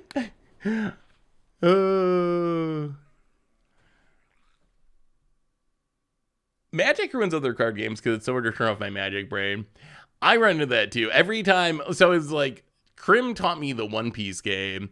And everything I just think of in terms of Magic, which I think in some ways is good. I think if you know Magic, it makes it easier to pick up other games because you already have this like structured thinking that works for card games. So it's very easy as the game's being explained. You're like, oh, that's okay. Like power and toughness. That's like blocking. That's like flying. That's like haste. So you have this like frame of reference. But I think that eventually ends up being like a bad thing because I noticed this like playing Hearthstone. There's like little things that I'm so used to in Magic that is just so counterintuitive. For Hearthstone, for me, it was that creature buffs work on things in your hand. And it probably took me years of playing Hearthstone before it clicked. I was like, oh wait, okay, that actually, that buff's gonna stay, or it's gonna, because some of the cards look really bad. Because I was thinking in like Magic sense, like why would you play a card that's like give a creature +2/+2 and bounce it back to your hand? That's horrible because you're just gonna lose the buff anyway. So Magic can also get in the way of some of the other games as well. Magic's definitely a great universal set of rules and interactions that applies well to learning in playing other games. Yeah, I think that's true. I think if you can play Magic, you can pick up other games pretty easily. Tried playing Hearthstone. The fact we can't do anything in opponent's turn irks me a lot. Yeah, Hearthstone itself, I don't really... I played some Hearthstone Limited. My Hearthstone experience has mostly been, I play some Hearthstone Limited. Eventually, I get enough gold that I can build a constructed deck, and I build a constructed deck, and I play it for like a week, and then I'm just done. That's been mostly my experience with Hearthstone. So it's very, very short term, I would say. I do like Battlegrounds a lot, though. I think Battlegrounds is actually like super fun. Congrats! I'm so sorry about your fastest skill turn 0 getting packed. That was amazing to watch, though. Was it from a stream I somehow missed? No, it was just a video that was not on stream. Honestly, give me in Magic. Wait, honestly, give me that in Magic. Biggest issue I have is the fact that I have to do everything right and still lose because of a random effect. I think Hearthstone's way more random than Magic. Like, Hearthstone's way more random in the gameplay. Magic, you have the land variance is a big difference. Oh, Mega Magic Carp, you asked me about food. So, what did we actually eat in Vegas? So there was like a sports bar type place in our hotel that we ate at a couple times. It was not all that good. It was passable, but it was very like sports bar-y. There was a Benihana's in our hotel that we went to one night. I had never been to Benihana's before. The food was like decent. And the sphere is like the coolest thing. Oh, that sphere is so... If you like music and you haven't looked up the Sphere in Vegas, yeah, just look it up and see. I guess they did the first concert in it. It looks like probably the coolest music venue that exists. It is pretty amazing. It's like the biggest screen in the world, and it's like 360 in the highest resolution. It's kind of mind-blowing how sweet that place is. I didn't get to go in it. It wasn't even open when we were there, I don't believe. Like, the concerts hadn't even started yet. But the whole outside is very sphere-y, too, which was interesting. What are we missing? Black? Yeah, let's take black for the sake of our ley line binding. Hey, what's up, 1x2? Good to see ya. Yeah, I think that the first concert happened. The Sphere cost $650,000 to advertise on for a week. I mean, I guess it's probably worth it because it's everywhere. Like, I saw it from the airport. I saw it from our hotel. Anytime we went anywhere, I saw it. I saw it as weird. It just like kind of dominates so much of the area that even though it's ridiculously expensive, it might actually be worth it financially just because you get so many eyeballs on whatever you're advertising. Well, let's do a little more topiary stomping. Maybe I'll have to talk to Richard. Maybe we can advertise goldfish. Richard, how about putting the goldfish logo on the Sphere for a week? Only $650K.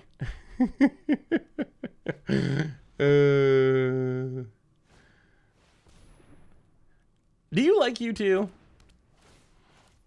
I feel like U2, they're one of those bands that I didn't really know they were alive still. They're not even that old, right? Didn't U2 come out in like the 80s? I know U2 has a lot of like classic songs, but I've never really gotten into U2 even a little bit. Ooh, let me see.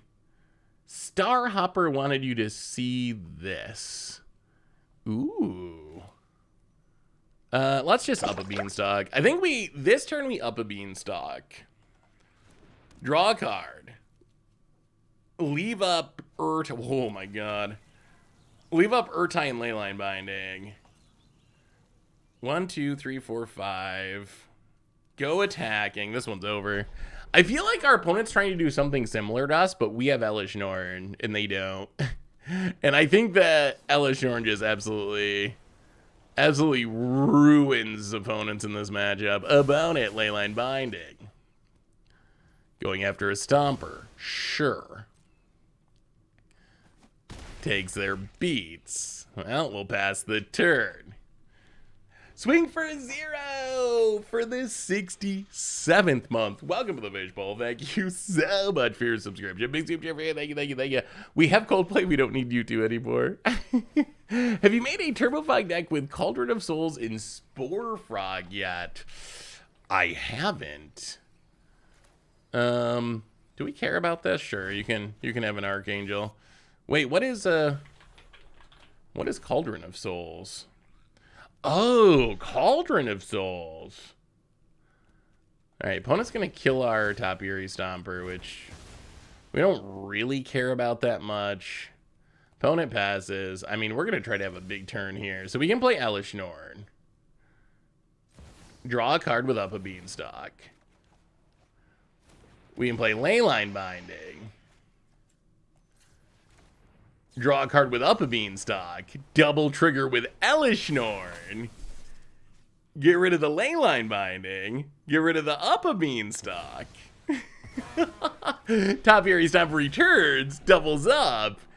Get a Plains. Wow, what a turn. Get a Forest. Play the Blackleaf Cliffs. And I think we might be a little bit ahead thanks to Mom. Opponent, do you have a sweeper? Can you kill our mom? Opponent has like one turn, because next turn this gets really bad for them. Courier's Briefcase. Doesn't get through Mom. About it. Hey, what's up, Snuggle Bunnies? Wait, is the audio weird? Oh, Spore Frog. Yeah, I was looking at Cauldron of Souls. I haven't done a Spore Frog deck with Agatha's Soul Cauldron. That would be fun though. Maybe we'll have to try that in Modern. The problem with Fog decks right now is everyone's so prepared for the One Ring that Fogs like accidentally pick up on a lot of hate. About it. Oh, did I miss a raid? I did! Ham Hocks! How was your stream? Thank you for the raid! Welcome. Welcome, Raiders and Ham Hocks. Hopefully you had a wonderful stream. What did y'all do for your stream today? So, draw some cards. I feel like it doesn't really matter what we do. How can we lose? I think we're so far ahead we're at the, like, how can we lose this game stage? And I'm not even sure. I mean, it's probably too sweet to pass up double a tally. I think the correct thing to do is just leave up a counter, but how do you pass up double a tally with 2 Beanstalks on a battlefield? Yeah, we're gonna do it. Whatever. Whatever. If we lose, that's fine. We will die doing what we love, which is drawing lots of Magic cards. Viewer simulated decks. Nice. What was your favorite, Hammocks? Crazy Deck Brew. I mean, Crazy Deck Brews are like my favorite. All right, Seth and Chad, I need help with something. I find myself hating board wipes in Commander, not because I think they're not necessary, but because logically, especially if it's not a powerful of a meta, and it's already a slower game, board wipes make the game long, which I usually don't mind, even longer, and there's a point where it gets too annoying. That's actually a issue I have with board wipes as well. Well, are we going to lose because we got greedy? We still have our mom, so that's good. But now they have a virtue. I guess the virtue like doesn't do much as long as Elesh Norn is out. Oh, this feels wrong. Do we even cast this? So we can edict away the virtue of persistence. The thing is, I don't think black should be able to remove enchantments. Like, it's a color pie break. Is it wrong to take advantage of a card that you wish didn't exist?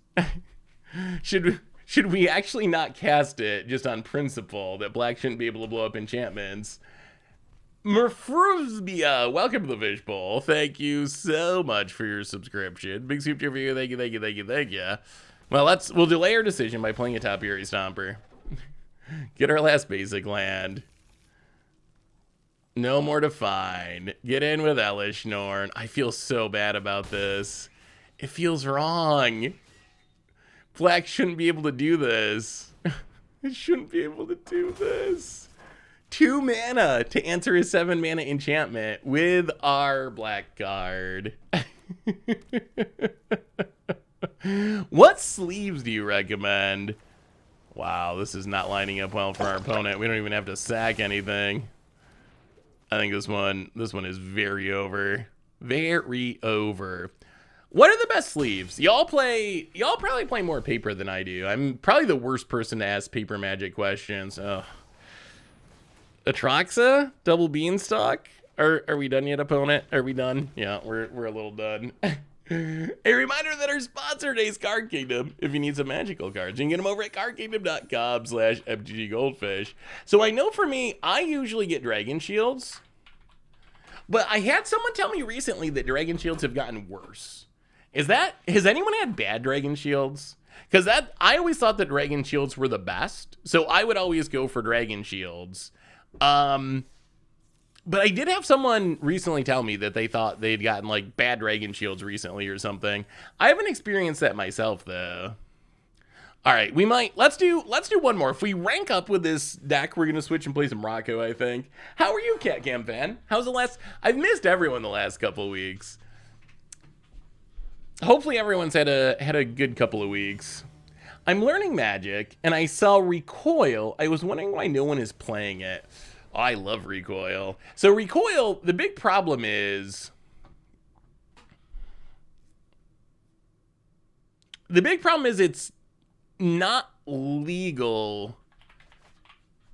It's not legal anywhere. It's not even legal in Modern, right? Like, yeah. It's only legal in Legacy and Commander. And those formats should just have so many options. But Recoil, if this card was standard legal, I think it would see play. Like if it was a standard card, it would be very good. Recoil just 3 mana instant speed, bounce a permanent, and that player discards a card. So if your opponent's empty-handed, you can get rid of anything off the battlefield. So it's really just a product, I think, of not being legal in enough formats. Oh, you know what? Let's put let's put Brothers and End to the bottom. Atelier. Oh, Brothers and End. If this is Soldiers, would actually have been good. Well, at least we got the Legion. It can be, yeah. I don't think they'll ever put it back in standard for that reason, probably. Wizards, very, very conservative about anything that could potentially mess with a land. Well, let's discard a Legion of Ash. Draw another one past the turn. Hey, Seth, I bought some MTG Goldfish sleeves. They are a little grippy when shuffling, but pretty happy with them. Well, thank you, Delphi Guru. Yeah, I use the Goldfish sleeves. I think, hopefully, as you use them more, they might not be as grippy after you break them in. Did you see the sub? Wait, what sub did I miss, Tally Hall? Did I miss a sub? Oh, Tally Hall, my apologies. Tally Hall, welcome back to the Fishbowl. Thank you so much for your subscription for the 43rd month. Big scoop cheer for you. Thank you, thank you, thank you. I didn't realize that my Prime ended and you made me watch the Exorcist trailer. The kid did not look like they were eating that night. Wait, is there a new Exorcist? Oh, I guess it's Halloween season, isn't it? Halloween season, all the horror movies come out. I've never watched The Exorcist. Is it worth it? I've watched a lot of horror movies. I go through times when I'm like just in a horror movie mood, and I spend a month like horror movies are the only thing I watch, and then I don't watch a horror movie for like years, and then I'll go through a phase where I watch a ton of horror movies again. I don't think I've ever watched The Exorcist though. Give me your horror movie recommendation. It is getting to be Halloween season, which is good horror movie season. So when it comes for me with horror movies, I don't really find like supernatural ones to be very scary. Like stuff like that, I don't even watch. It's just kind of boring. The more realistic one, like to me, like a serial killer is way scarier than some supernatural whatever demon thing. Just because even though the odds are low, in theory you could run into a serial killer. But the stuff that just obviously doesn't exist, it's hard for it to be scary for me just because it's like it's not real. Like I can't suspend my disbelief enough, I guess, for the super far out ones. Well, let's get rid of these tokens, I think. Get rid of some tokens, play Aspara headquarters, pass the turn. I mean, yeah, I've seen Saw before. Ghost people, they're not real. They're not even real, and they saved Lord of the Rings. How does that make any sense? How does that make any sense at all? Ooh. So we could play Elesh Norn, but instead I think we kill things. I think we Virtue of Persistence.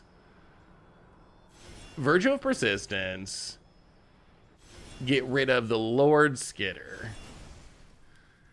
Pass the turn, leave up our Leyline Binding for the Denic.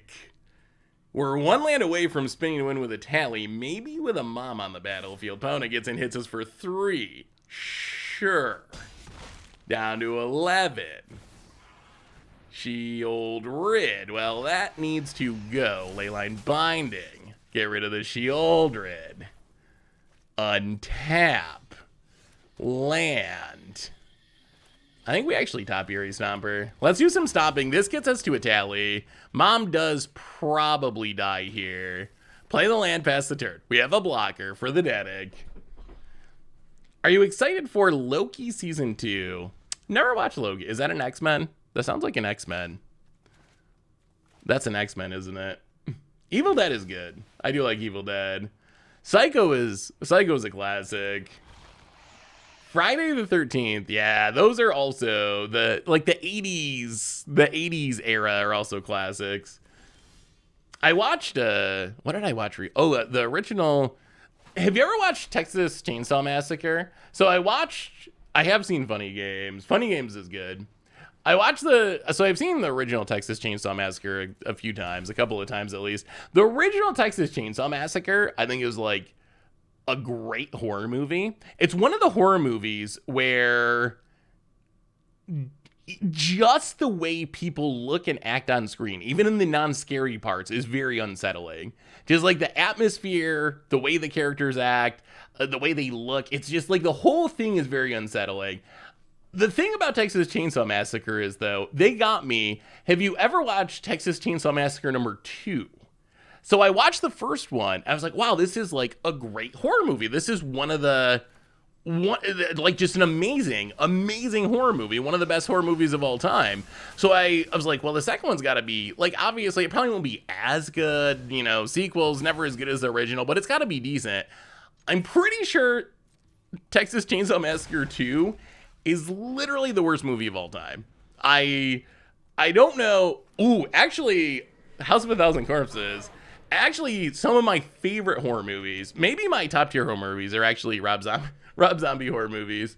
I really like all the Rob Zombie horror movies. I didn't like whatever the Salem one was. I thought that one was pretty meh. I didn't understand it. It was just like too much. But other than that, I like pretty much all the Rob Zombie ones. Tucker and Dale vs. Evil is probably my favorite horror comedy. What else is like Tucker and Dale versus Evil? It's funny because I don't like Rob Zombie music. I don't like Rob Zombie music like at all, but his movies I actually kind of like. You know what? Let's just get down our virtue, play a land, get in, hit ya. Next turn we can get back Elesh Norn and then double up a tally and maybe get him. This deck's actually working. It's actually working. Cabin in the Woods. I don't think I've seen Cabin in the Woods. Is that a like horror comedy? Fear Street, Murder Party. Shaun of the Dead. Yeah, that one's really funny. I like Shaun of the Dead quite a bit. Help me out. I'm trying to find this stupid ad for Magic Pro seen a few years ago. Whereas like Richard Garfield will know you, local pros will know you. Oh, I think that was the start of Arena. They will know your name or whatever was like the motto. Maybe look on the WotC YouTube. Cabin in the Woods. Is that a horror comedy? Oh wait. Does this work? Can we gruff them? Oh my goodness, double gruff? Double gruff. Haste them up.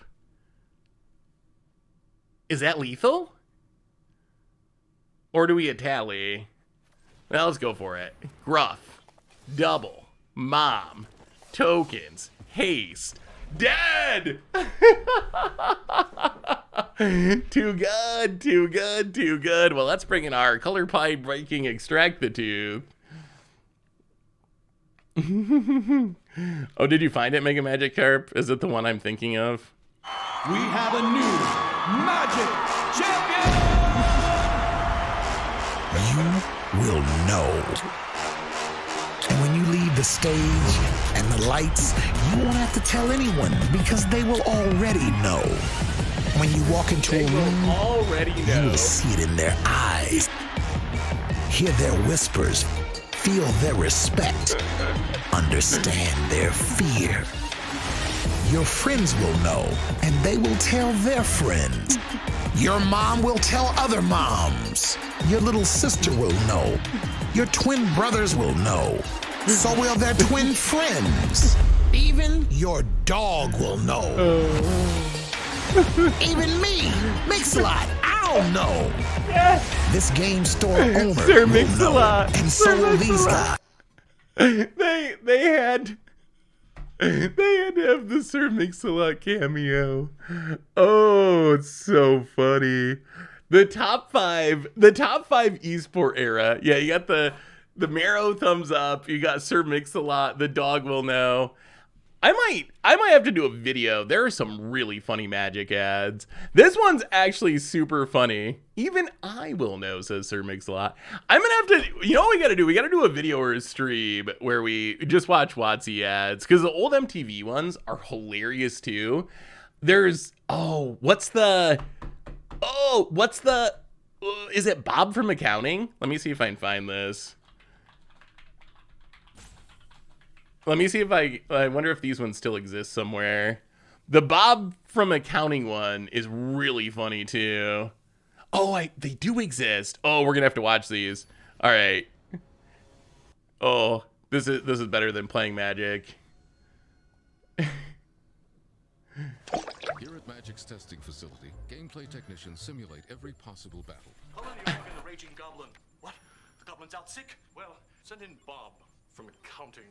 Magic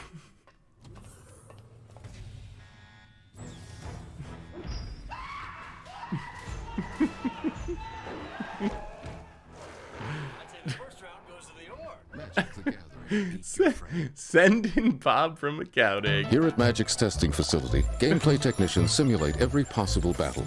Colin the Org and the Raging Goblin. Oh, this is the same one. The Goblin's out sick? Well, we'll have to proceed without him. Send in Bob from Accounting. So good. So good. WotC advertising is the best. Oh, it's so good. It's so bad it's good. Someday when we write the history of Magic, the top five esports era, which is and they will know your name commercial. Oh, that is one of the funniest eras I think of Magic. Because it flops so hard. Like, it blows my mind that it was like 5 years ago. It was not that long ago. Yeah, Bob from Accounting's Bob from Accounting's funny in an actual good ad sort of way. As far as commercials go, Bob from Accounting is actually like kind of like a pretty well done Magic commercial. It's like kind of a funny concept. Like, oh, they actually make the cards with the characters, and like that one's actually pretty funny. 2018 or 2019 was when Arena released. When did Throne of Eldraine release? Throne of Eldraine release date, because it dropped in 2019. So I guess it's been 4 years. Actually, wow. Wow. Throne of Eldraine, October 4th, 2019. It's October 3rd today. So we are almost 4 years? 4 years into Arena? Arena, I guess, technically was in beta before that a little bit, but I consider Eldraine is when it went full release. Eldraine dropped, and that's when they did the full release. Hey, happy birthday tomorrow, ISAT. But yeah, that was the time when the CEO of Hasbro was saying that Magic was a top 5 esport. Top 5 esport. They went for it. They did the MPL, top 5 esport, invitationals, and it didn't work. It didn't work. Started Magic. Why do you think Magic didn't work as an esport? I think that's actually a pretty good question. What do you think? Is it just too boring? Like, what is the issue? Why didn't Magic become League of Legends or whatever as far as a esport streaming type thing? Is it just the game's not made for it? Too niche money? You think Wizards didn't put enough money into it? I guess it's possible that Wizards needed to invest more in it. Boy, we cannot cast anything at the moment. This mana base occasionally gets us. Too complicated for a random viewer. That's maybe the first. No spectator mode. Yes, that is a very big unforced error on WotC's part. Community too seasoned, scares off new players. That could also be control mirrors. I mean, I think down to 11. Can we draw something, please? We need to be able to cast a spell, or we're going to lose. The worst time for this. We're just going to lose to this creature land. Well, we finally hit black mana. The games where we don't draw ramp go a lot differently. I think part of it is I've realized I can, like, turn on, like, League of Legends. I know nothing about the game, never played it, don't know any of the characters, and I can, like, kind of enjoy it. If they're doing, like, League Worlds or whatever they call it, I've turned on the stream before and just, like, things are running around, people, like, slashing and fighting each other is kind of intuitive.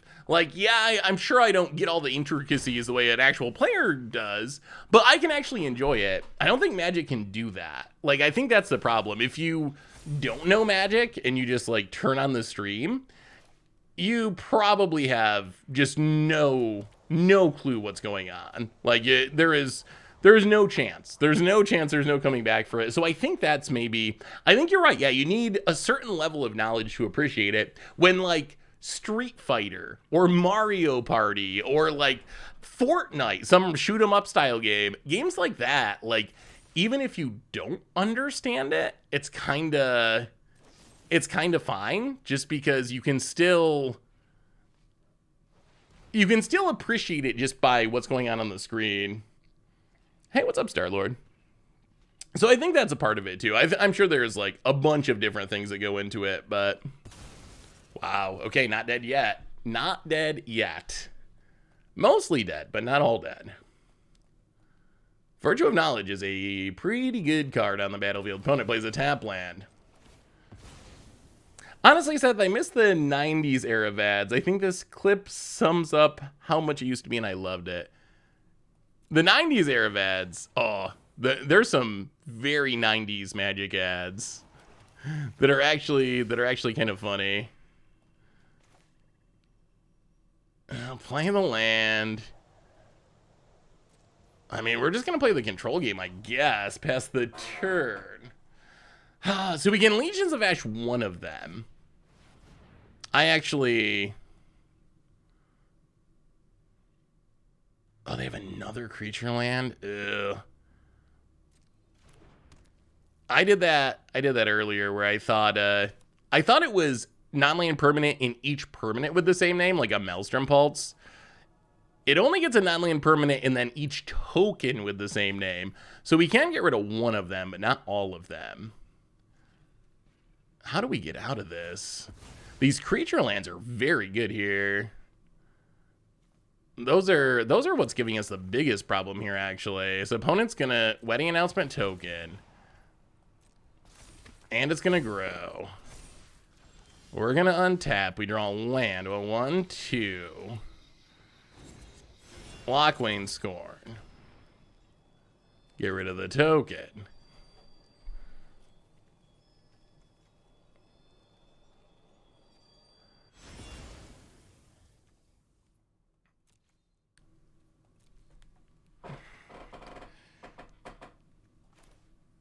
Do we risk dying if we try to cast something? Kind of.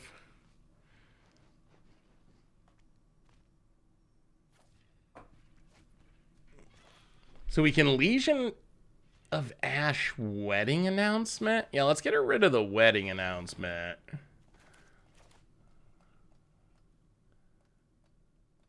And then hopefully, if they fire up the creature land, we can Urtai the creature land. And then we can try to play Gruff and stabilize. Double Virtue is a lot of power on the battlefield. Hey, McKiri, for this 68th month. Welcome back to the Fishbowl. Thank you so much for your subscription. Big scoop cheer for you. Thank you, thank you, thank you. Thank you. Well, all right, Urtai, please don't counter it. Raging Battle Mouse is officially standard playable. Battle Mouse confirmed better than Circle of Loyalty. Well, beating out Circle of Loyalty isn't saying much. Oh, there's the counter. All right. So we're dropping... Oh, boy. Okay. We dropped to 5. Well, we will Gruff triplets. Hold. We can pay for a Make Disappear this time. If they have a real counter... Ooh. Ooh, that's deadly. Now we're dead, right? Now we're definitely dead. These Brotherhood ends did not look very good. Well, we will discard one. Leyline Binding. Can't hit the creature land, though. So we're literally dead. Oh, no. Oh, no, oh, no. How are you, Mikiri? Video game ads are a lost... Is this your deck, Mikiri? This deck is pretty sweet. I saw a budget version of it that was very similar. That could be a good budget Magic deck. Raging Battle Mouse, like, so I guess if you can trigger it consistently, it's not bad. It's not bad. I mean, it is cool to see 8 whack. I guess we're 4 whack short, but it's cool to see a whack style deck in standard. It is better than Circle of Loyalty. I will give it that. That much I think is actually true. So opponents playing counters. They have a creature land that we actually lost to a creature land. I think technically when it comes down to it, we just actually lost to a creature land. I didn't think that was a thing. I didn't realize. What can we cut? Maybe a Mom. Seems like kind of a questionable Mom matchup. Maybe a Bitter Reunion. We really just need to stick Up a Beanstalk. I think that's the solution to pretty much all of life's problems. If we can stick Up a Beanstalk, we're just off to the races. Creature lands are great. I'm glad that creature lands are in standard. I will accept losing to them. Mr. Olive, I have a brew for you, very good sir. Vesuban Duplomancy, Gallag Reader, Redcap Thief, Ether Changeling, Itali. Can I interest you in turn 19 Italis? Wait, 19 Italis in a turn?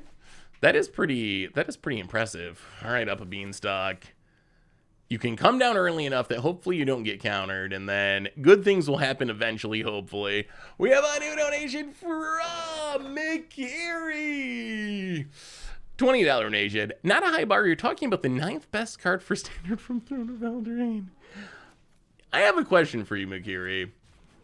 What was my worst spoiler season prediction of all time? What is the all-time worst? Is it actually... Ooh, double Up a Beanstalk is sweet. Was it that? Is that my worst? Jacefin's Prodigy? That was pretty bad.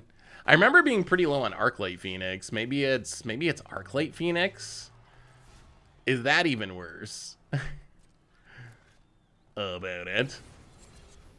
Virtue of Loyalty, sure. You can have a 2/2, that's fine. About it. You can have a wedding announcement, that's not fine. We will counter a wedding announcement. Bone Combat, it says 18. All right. Counter the wedding announcement.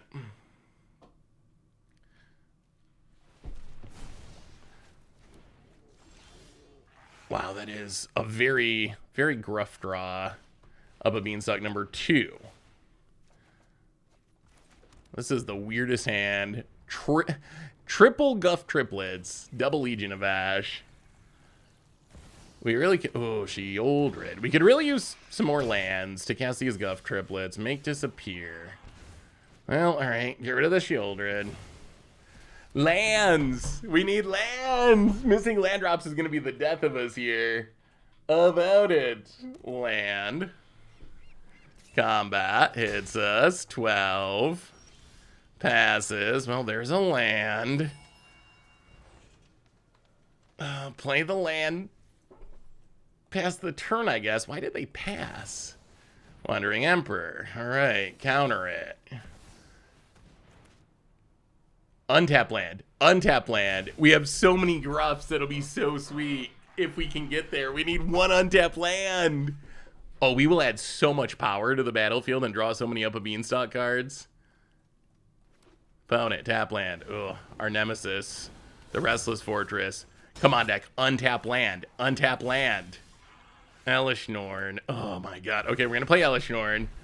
We're going to draw 2 cards. There's the untap land for next turn and another one.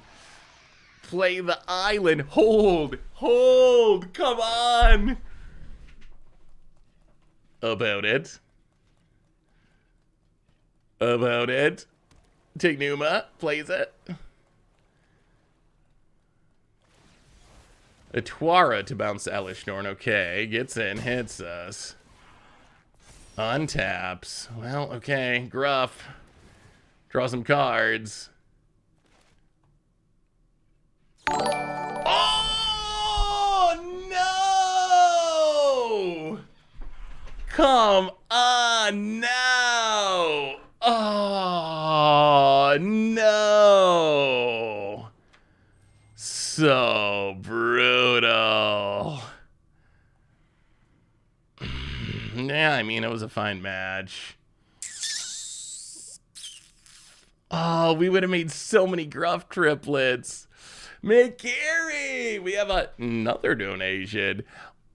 While I've been high in the last 2 drop, Kargan Intimidator and Natick Channeler, I think Luminarch Aspirant is pretty bad.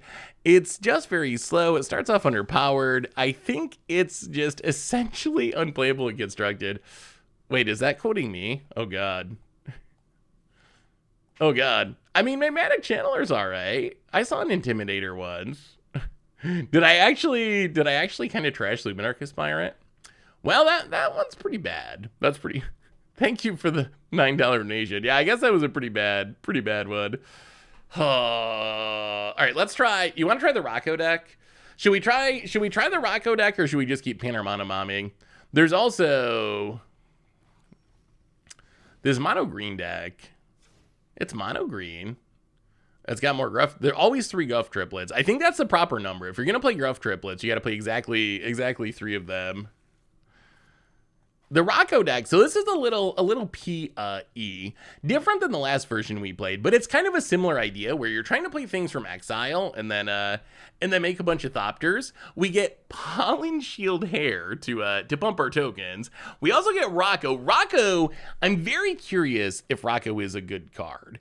So it's a powerful effect. 3 mana 2/4. At the beginning of your end step, each player exiles the top card of their library, and until your next end step, each player can play the cards exiled this way.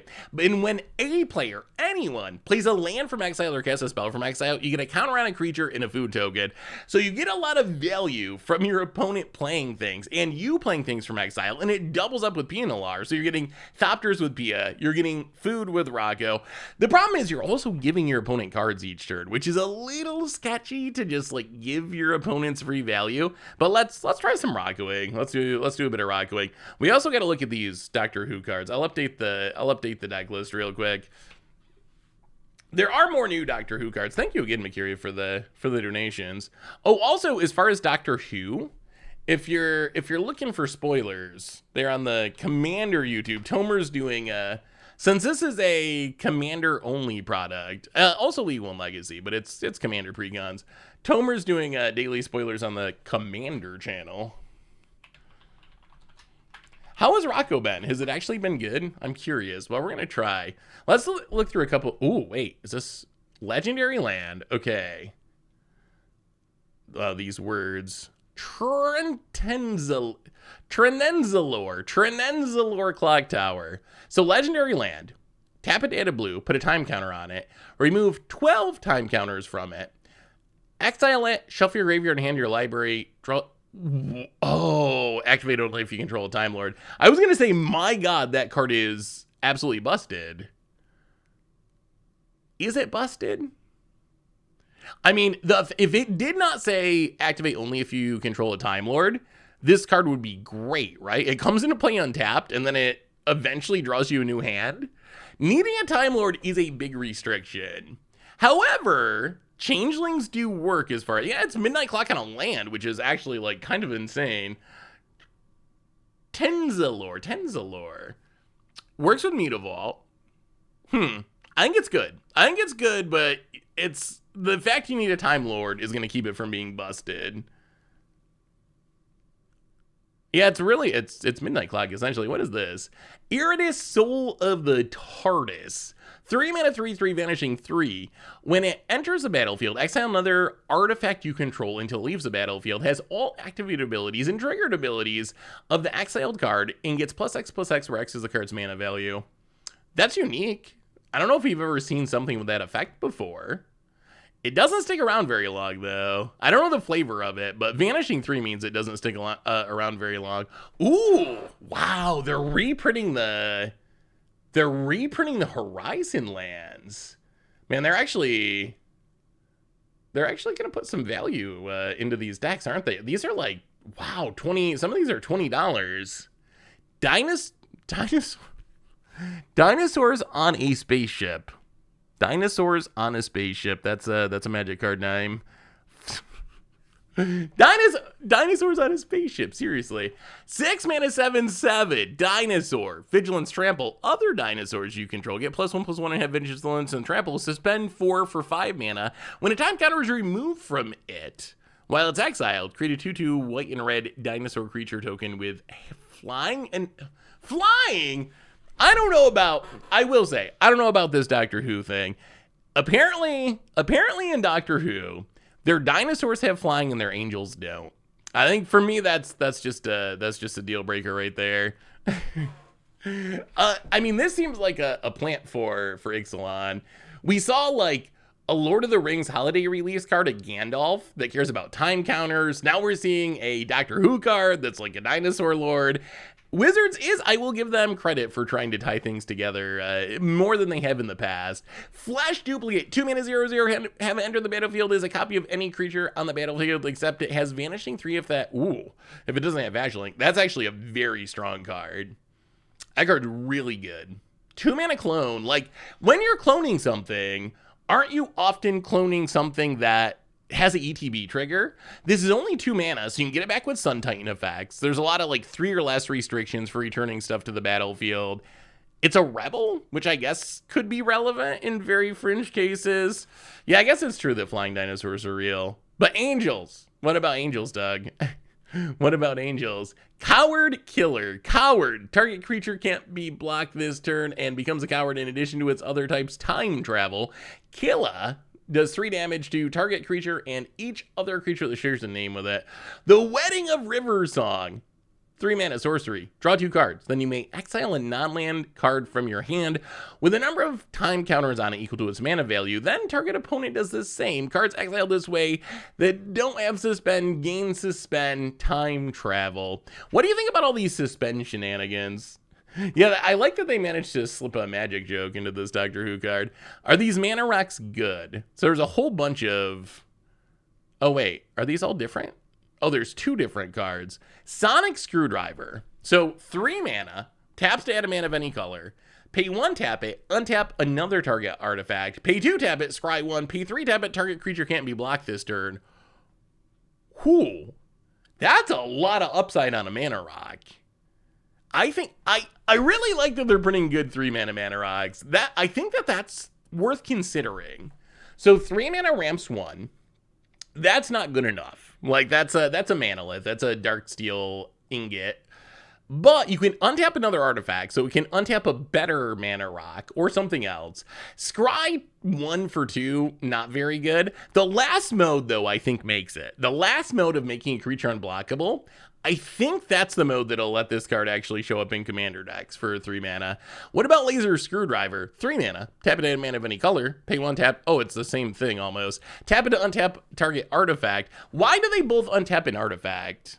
Is there some like Doctor Who reason that untaps an artifact? So pay 1 tap it, tap target artifact. It's like the reverse. Tap target artifact. Okay, that's worse. Pay 2, surveil 1, pay 3, goad target creature.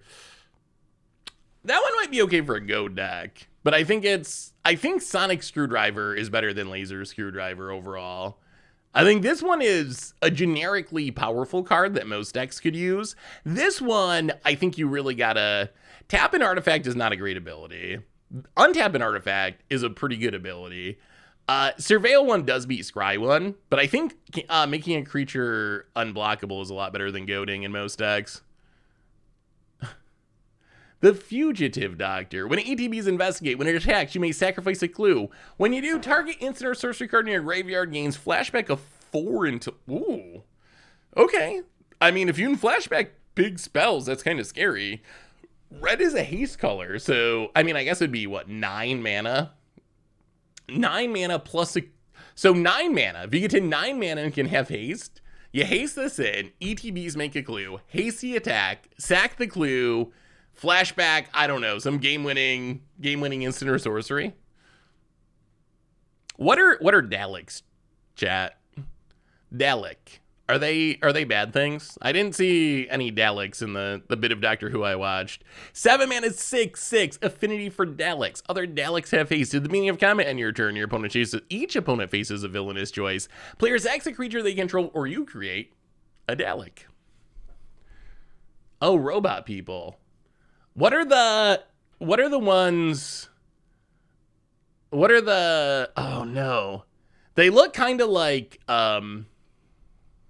the Tin Man. What are the ones that look kind of like the Tin Man? Is that them? Are they Daleks? I saw like a really old 60s clip of Doctor Who, and they had aliens. Oh, Cybermen. Okay, they're not the same as Daleks then. Those I guess the Doctor Who universe has got to be pretty massive with so many episodes. Oh, chat. So this blows my mind. I just learned this today researching Doctor Who. How is it possible that so much of it's missing? It actually, like, apparently, I'm not a Doctor Who fan. I'm sure Doctor Who fans know about this, and it's like a big thing. The Frozen South, welcome to the Fishbowl. Thank you so much for your subscription. Big super for you. Thank you. Apparently, like, many episodes of Doctor Who just don't exist. Old archival practices. They just, like, but who makes a TV show and doesn't bother to keep the tape? Like, it blows my mind that was a thing. What possible reason is there to spend thousands, hundreds of thousands, millions of dollars to make something and then not bother to actually keep the tape so you can use that something? It blew my... I didn't know that was a thing that could happen. I didn't know that that was a thing that actually happened. And it was like in the 60s or something. So it's not like it was... I get it if it's 1800 or something. Like back when, things just didn't exist and there was no other option. But it blew my mind when I learned that there's many, like, iconic Doctor Who episodes that you literally cannot watch. And they, like, recreate them as animated shows and stuff because they're gone. They're gone. I mean, I guess it's true. There weren't reruns back then, right? Opponent gonna go attacking. Well, I guess our opponent gets to draw a card. Glissa is an annoyance. We need a way to kill that. British too busy archiving away other cultures, plunder treasures and artifacts. Can't be bothered to put some VHS tapes on a shelf somewhere. I mean, that's kind of what's happening here, right? They just didn't actually bother. Oh, now I wish we had done this earlier. Okay. Opponent, Mossword Dread Knight. Sure. We gotta stop this Glissa draw if we had done this earlier. Opponent plays a Forest and the Dread Knight. Well, alright. Let's just bargain this. Let's bargain this. Actually, do we wait? What are we doing next turn? We're gonna play this land. We can play the Questing Druid. We're gonna sack our 2/2. I mean, we have to kill it. Yeah, let's get rid of this Glissa, which is a problem. Glissa down. Land definitely going to the bottom. Do not need more of those. We could use a Pia. A Pia would be sweeter, or a Rocco. Wedding announcement. Well, play Questing Druid. Play Brushland. Boom. Pollen Shield Hair. Can you beat our bunny? Go. Yeah, it's crazy to me that that's a thing. Did you know the first Doctor Who episode aired the same day that JFK was shot? Really? I did not know that. I apparently do not know my Doctor Who history. I didn't know that either. Opponent gets in, hits us. Down to 14. Mosswood Dread Knight. Another Druid. I'll play the land. Play the wedding announcement. We're light on Roccos. Pass the turn. Make it dork. It's a 2/2. Opponent. So we can Questing Druid to draw some cards. We can get down this Virtue eventually. I think we actually want a Rocco. I think Rocco would actually be good here. Am I a real fan now? I had a mixed experience. I need to watch some more episodes. I watched 2 episodes. I think I need to watch some more. So my impression was, so I watched Blink, and I thought Blink was really okay. I watched Blink, and I thought Blink was very good. I really liked it, and that was my first experience with Doctor Who. So I was like, wow, this show's gonna be like really good. That's just a really, really good story, really good episode. So I was actually getting kind of hyped for it, thinking it was gonna be very strong. But then we watched the second episode, and it was just like, I don't know, it switched doctors to one that I guess Krim likes, but it was like the super goofy doctor, and it just was not nearly the same. It went from like being a very like good serious show to being just like this weird goofy comedy. So it was kind of jarring to see that big of a shift. So that kind of caught me by surprise. I don't think it's like a bad thing necessarily, but yeah, so I'm kind of still in the middle. Did you see the one involving Van Gogh? It's the only thing I remember. I don't remember a Van Gogh one. I don't think I've seen that yet. About it, getting down more Dread Knights. Well, there's Pia finally. Well, play the Pia. Sundown Pass. Virtual Loyalty, make a Thopter. We might as well go attacking, because it's going to untap anyway. Wedding announcement, grow 'em. Have we stabilized? About it, land. Gonna be close, Glissa. And a Mossword Dread Knight to draw a card, sure. Torch the tower.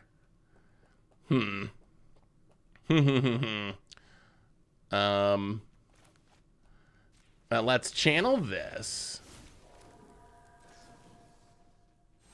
Bargain to get rid of the Glissa. Sack the token. Land to the bottom, and opponent scoops it up at 16. Oh, the name is Vincent in the Doctor Who.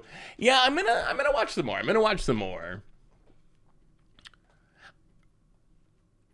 It was more engaging than I expected. I was expecting it to be like super janky, but it was actually like, it was pretty good. It was actually pretty good. Just up and down. I guess that's like probably part of the cost of having a show where you have 13 different leads, or 14, whatever the number is. Like, it's gonna be kind of like high variance, right? Like a commander deck. You have so many one-ofs that are the lead of your show that from apparently it changes every like couple of seasons. So there's like what 20 episodes with one and then it switches to another one usually. Like so you're gonna like some more than others, right? That's just how it's gonna work. Normally when you have a show, it's like the same cast for the most part or the same main cast. So that part's a little bit different. That's kind of, I guess, one of the unique aspects to Doctor Who. I'm getting my computer science degree. I feel the lack of consistency of medium to my soul. Hey, how's school going, Mega Magikarp? Have you been enjoying it? So opponent grinding. I guess the torches seem really good. They exile. We didn't get to see a Rocco. How many lands are we playing? 26. Oh my god. That is a large 20. Oh no. Platy. 26 and no basics. The ultimate. How do you manage to play 26 lands and not put a single basic in your deck? Arena players and their greed. We're definitely gonna have to fix that. I'm not losing to a Field of Ruin. Not gonna lose to a Field of Ruin because we decided to play 0 basics for no reason. Platy. Season 11, 10 and 11 are really great. Season 9 is the best. I'll have to give some more episodes a shot. Opponent. The 12th Doctor is the best. Peter, what was the goofy? Let me see.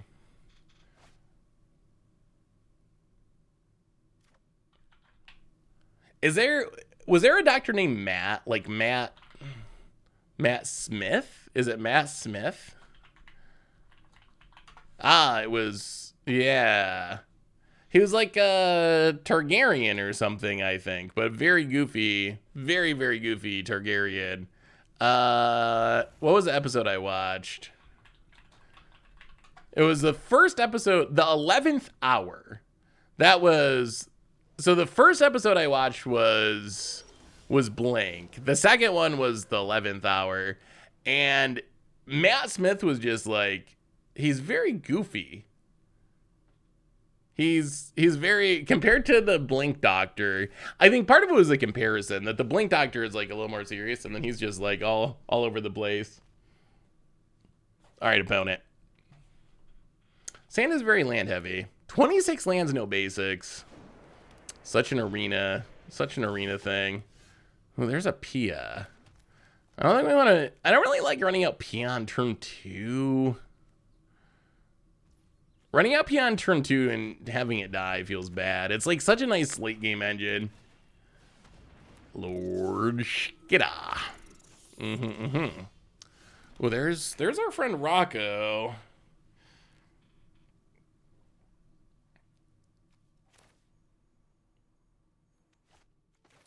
Do we just play Rocco? No fear. Yeah, let's Rocco. I mean, we came here to Rocco. Let's Rocco. Get down, Rocco. Exile the land. Opponent exiles the land. Opponent, would you like to play a land and give us a food? Thank you. So we get a food and a counter. Opponent murders the Rocco. I feel like that's a thing that probably happens a lot with Rocco. Is you play the Rocco, you give your opponent a card, and then they kill the Rocco. Opponent hits us down to 16. Now let's Pia.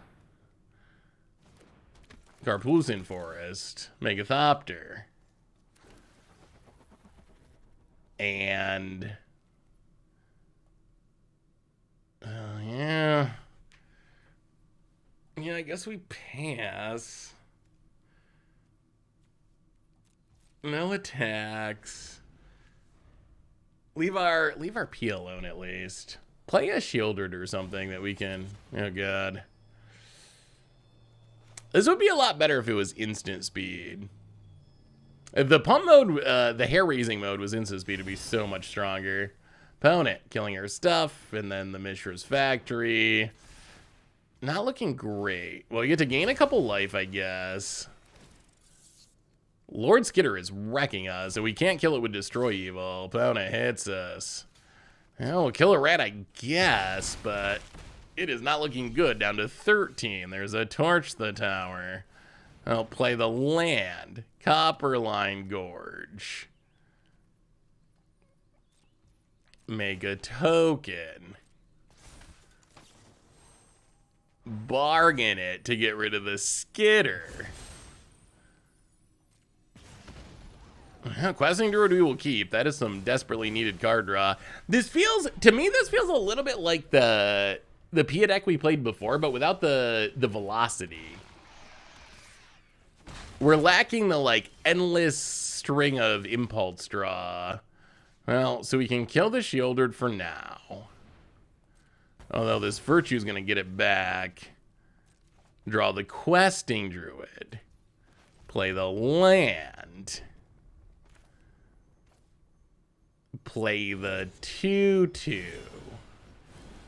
Pass the turn. All right, we need this Questing Druid to be really good. Is Doctor Who coming to Arena? No. Not that they've announced. Ugh. All right, more Shieldreds. That's not great for us. And Duress, sure.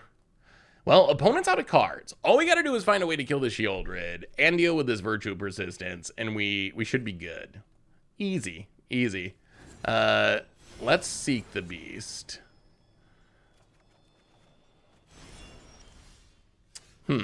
Hitting double Jaya is very awkward. That's actually, like, super awkward. All right, Jaya. Oh, we should have... No, all right, we should have played the Questing Druid first. Oops. Oops! We cost ourselves a counter. Make a Prowess Dork. Battlefield Forge past the turn. Token. Flip. Yeah, hitting one Jaya would have been way better than hitting both. Yeah, Druid should have went first. You were correct. I didn't think the line all the way through. I was thinking we might draw cards, but opponent passes. We get drained.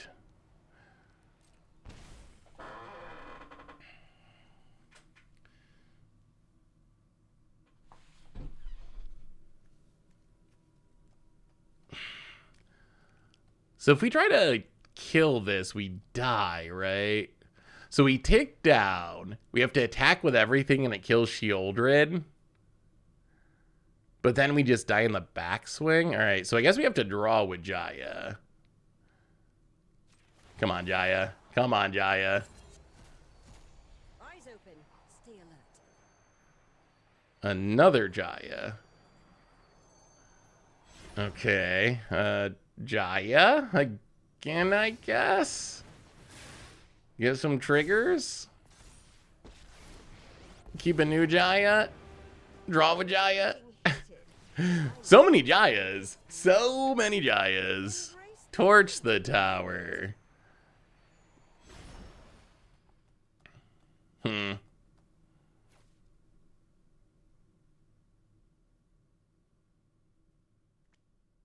So we have to kill a rat? None of this really deals with our problem, though.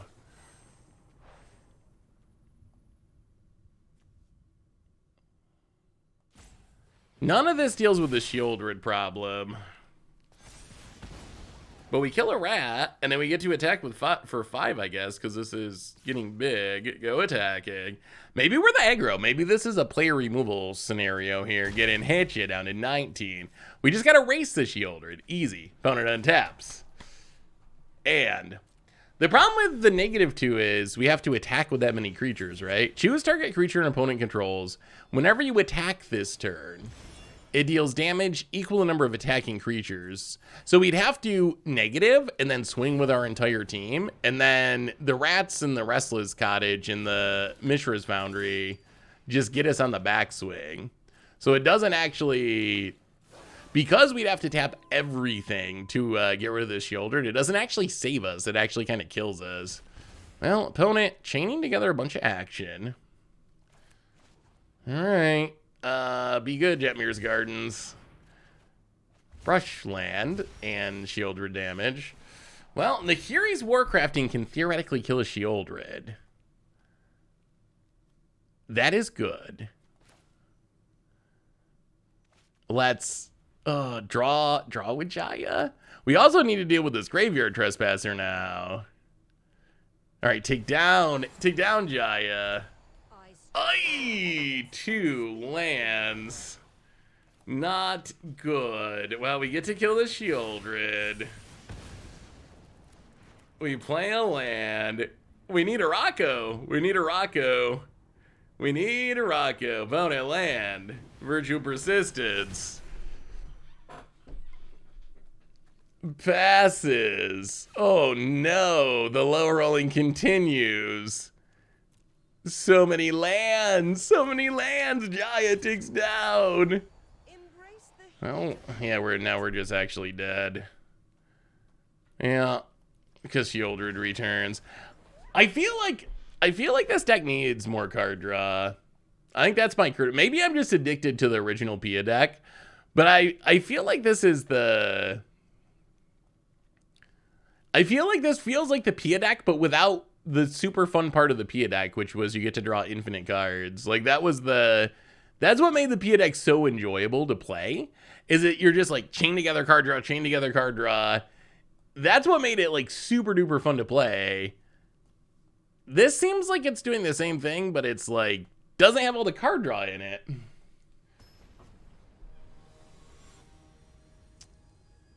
Yeah, this is a Platinum Mythic rank player deck. So this is one that was published on Arena. We might have to change it after this match. Because I think, isn't Research Desk worse than the other? There's weird choices. No basics. 26 lands, no basics. Minimal card draw. We played Rocco once and it did kind of what I expected, which is got immediately killed. I worry that that's a problem. It's kind of like, well, Synthesizer I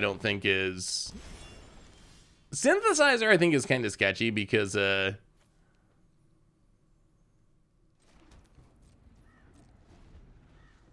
you can't really play it on turn 1 or even turn 2 or even turn 3 necessarily. So I think Research Desk is better than Synthesizer, but I think it's worse than like Ren's Resolve. Let's sack this. Draw a card. Well, okay, we'll take the Torch to the tower. We'll torch away the Dread Knight. Forever. Torch to the tower is a very nice Dread Knight answer.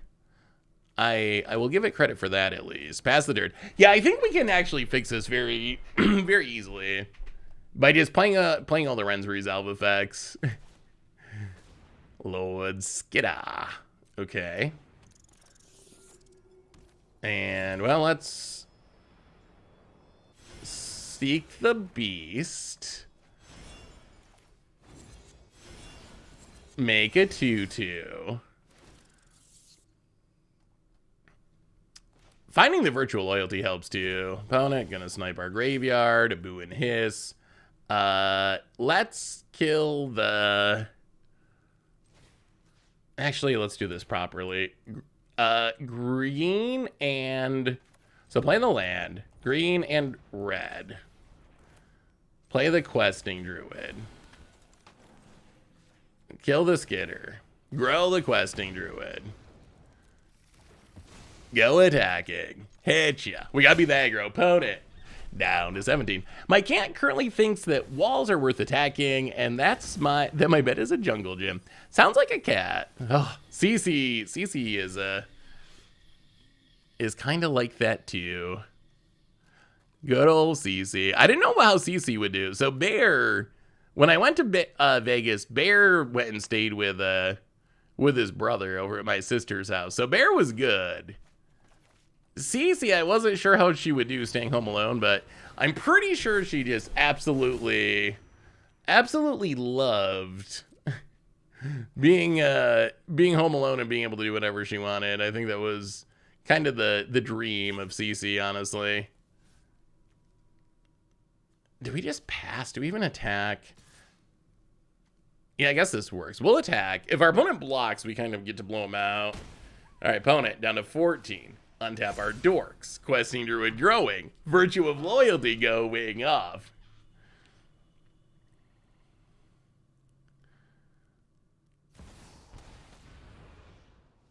Why Mishra's over Synthesizer? We just don't have, like, that much bargaining, I don't think. That's unfortunate. Well, I guess we can bargain that away. I think it's good with bargain. I don't know if we have enough bargaining to make it worth it. Well, get rid of the Sky Turtle. We get to scry. Get rid of the Jetmir's Gardens. This also lets us kill the Nissa if we need to, which I think we do. Well, okay, kill the Nissa, hit our opponent. Play a Pia. Grow the Druid. Play the Thicket. I mean, I think the correct choice is neither, and just play the Ren's Resolves effects. Like, I think that's the best option. How's Couch Cat doing? She's doing well. She kind of rules everything, as cats tend to do. Really? All right. Well, I was not exactly expecting that, but all right. Let's see if we can fix this deck real quick. I know the game's not over, but I think this deck is it's so misbuilt. Why not bargain the token? Wait, what are we talking about? Bargain what token with what?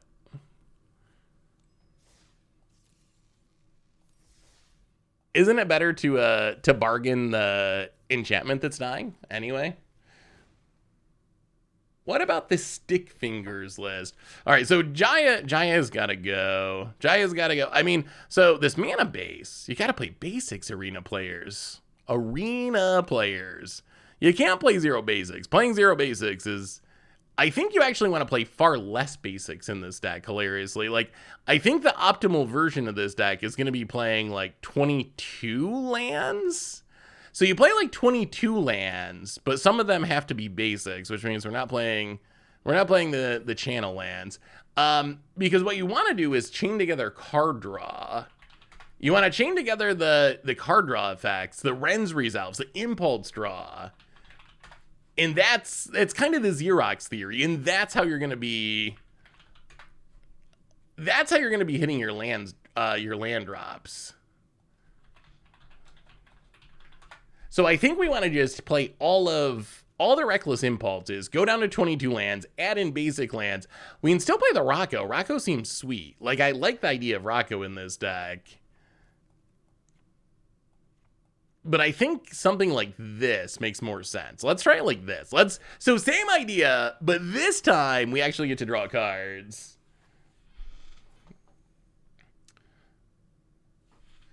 I mean, I think we need to play one or two actual basics. I think strictly better than basics, assuming you have basics in your deck. But I would rather have basics in my deck for effects that require a basic, like Field of Ruin, than have a channel land and have zero basics when I get Field of Ruin. I'm very big believer that you have to play at least one basic, and ideally two in standard. As long as you got one or two, you're fine. You do whatever you want after that, but I think you need to have one or two, because I've gotten so many greedy arena players who just don't play any lands, and then you play a Field of Ruin and they just lose the game to Field of Ruin. So Xerox theory in Magic is basically the idea that for every cheap cantrip you play, you can cut half of a land. So let's say you play 4 copies of Ponder. In this case, we're playing Ren's Resolve and Reckless Impulse. But let's say we're playing 4 copies of Reckless Impulse. So that lets us cut 2 lands. For each cheap cantrip we play, we can cut half of a land. So every 2 you get to cut a land. So since we're playing 4 Reckless Impulse and 4 Ren's Resolve, the original build of this deck that we just played was playing 26 lands and not playing these effects at all. So now we're down to 22 lands, but in theory we should be roughly as good at hitting our land drops, thanks to having all these cheap cantrips in our deck to dig us through our deck. Opponent. All right, I'm already feeling better about this. Just look at all the action we have here. Now we get to play the Rocco. We got more card draw in hand. That's what made the Pia deck so much fun to play, is just like the ability to draw so many cards. It's like always just so much fun to have a handful of cards. Need to watch Heaven Sent. It's one of the most amazing DW episodes. Ooh. What era is that from, Corneas? Early, or is it after the reboot?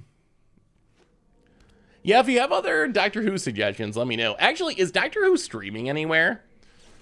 When we watched them in Vegas, Richard had like downloaded them, and we just watched them that way. But is there like a streaming service that actually has access to them?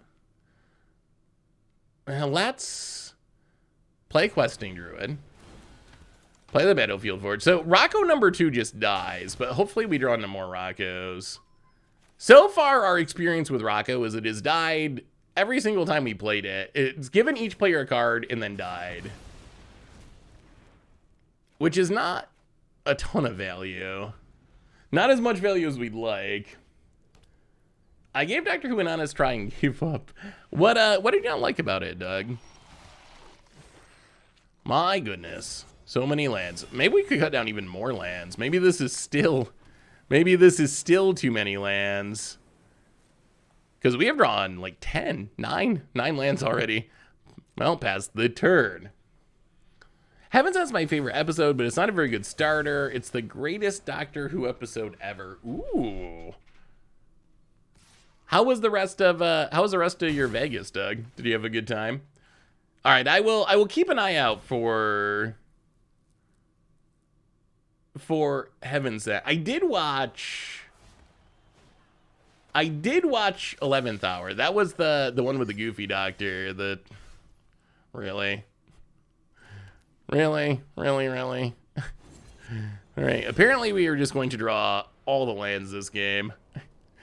Literally, maybe can we go less than 22 lands? Maybe we can go even less than 22 lands. We do have 12 cheap cantrips. Can we go to 20? Can we go to 20 lands? Maybe we can go to 20 based on Xerox theory. Opponent towards the tower. I mean, we're just getting very much snowballed by Glissa. How are we playing the same exact deck against the same exact deck? Opponent goes to combat. Gets in. Draws a card. Well, I'll love to see. I'm tempted to cut even more land.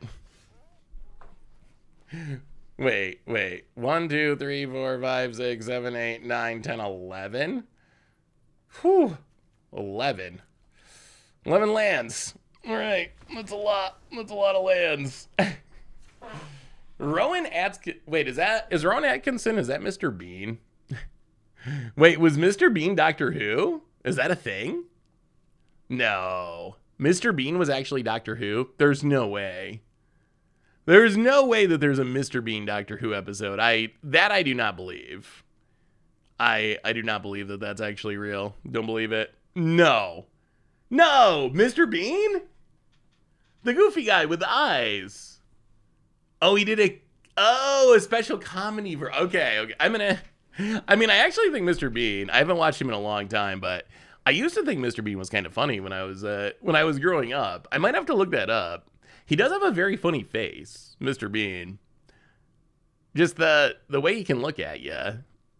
The eye thing. Plus he was in Rat Race, the greatest comedy movie of the 20th century.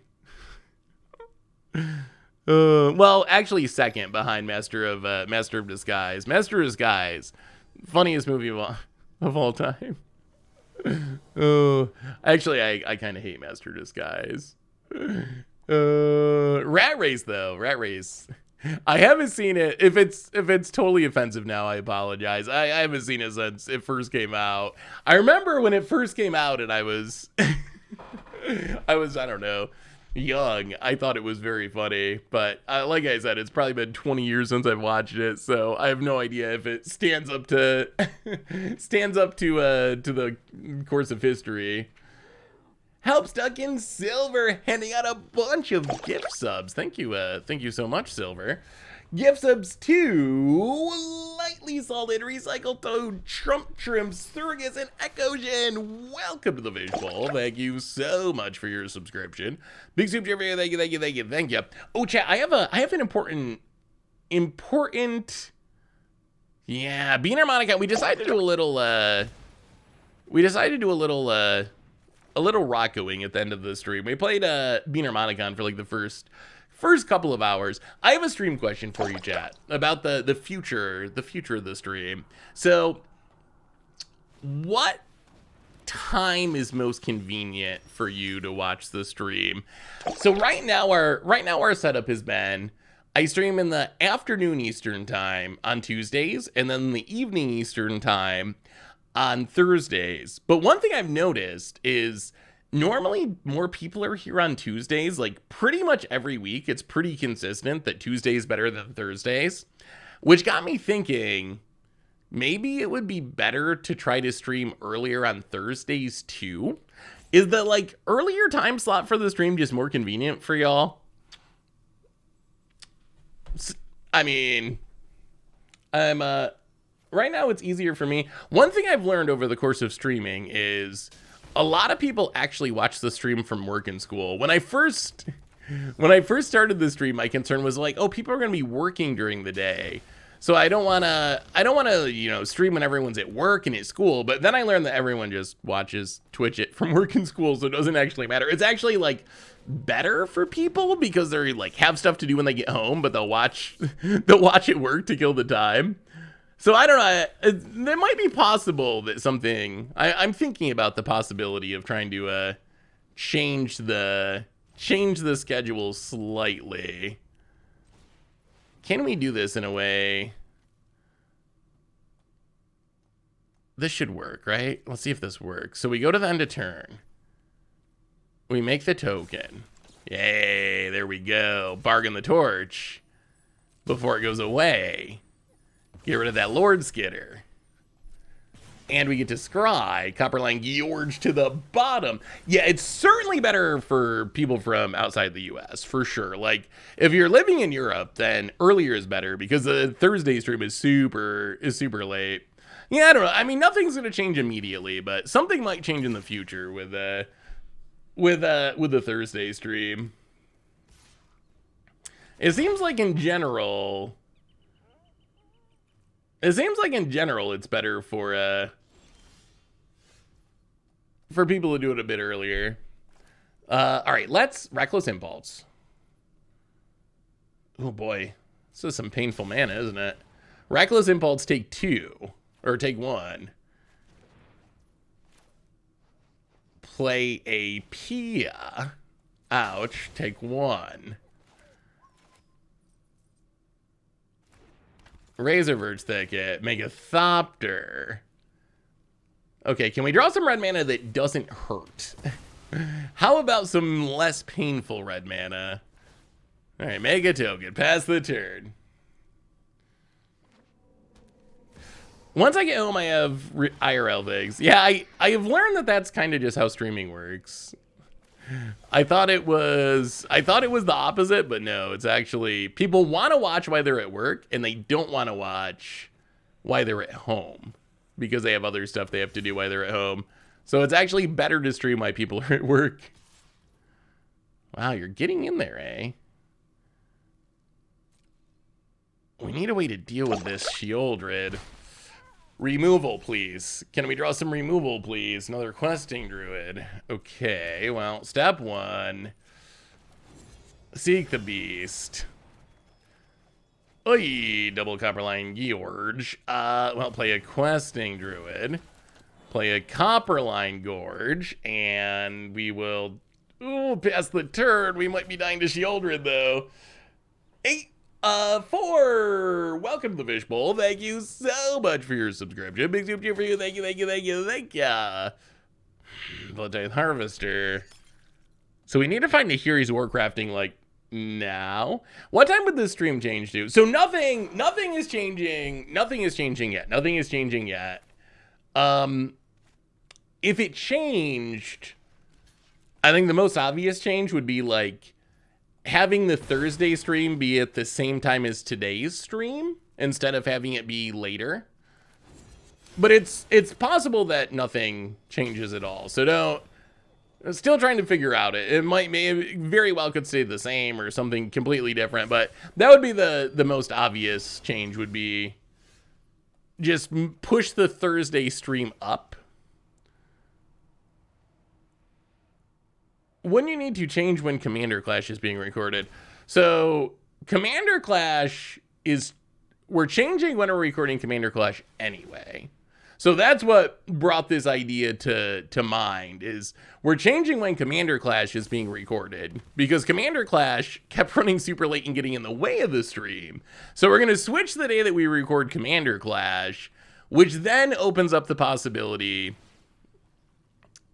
of me potentially streaming earlier on Thursdays because I don't have Commander Clash in the afternoon. So in the past we would do the Commander Clash podcast on Monday and then Commander Clash on Thursday. Our new schedule is we're going to do Commander Clash on Monday and then the Commander Clash podcast on Wednesday. It's a very convoluted scenario because we couldn't do Commander Clash on Wednesday because Moto has downtime on Wednesdays sometimes. So we didn't want to have an issue with downtime on Moto. So yes, it's a very convoluted set of circumstances. But in the end, I think the end result is we record Commander Clash on Monday and podcast on Wednesday, and that means Thursday afternoon doesn't have a group recording for the first time in forever, like many years.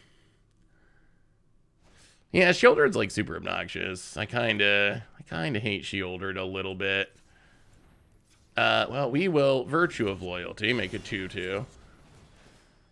I mean, maybe we can just aggro them. That might be our most realistic plan. Do we need to scry? I guess we can scry for an answer to Shieldred. That works against the aggro plan, though.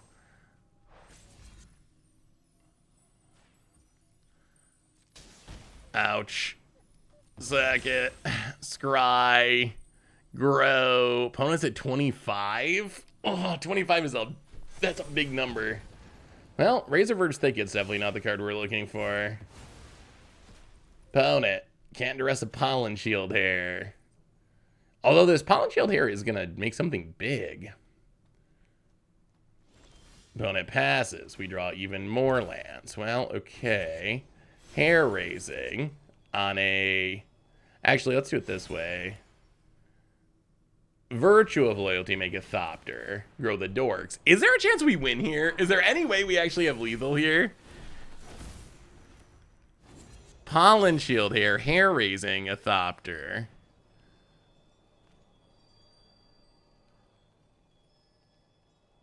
Oh, is there a last card or removal spell? Oh, it's a go for the throw. Okay. Well, Pollen Shield here. Play the land.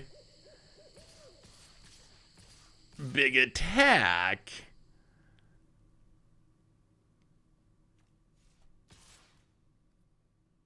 So opponent blocks here. I guess we should attack with these two at this point. Get in with everything. Get in there. Opponent. Can we raise the shield? They're going to block the 3/3. I mean, Virtue untaps all of our stuff. Oh, 1. We hit him to 1. Opponent untaps. Sorin.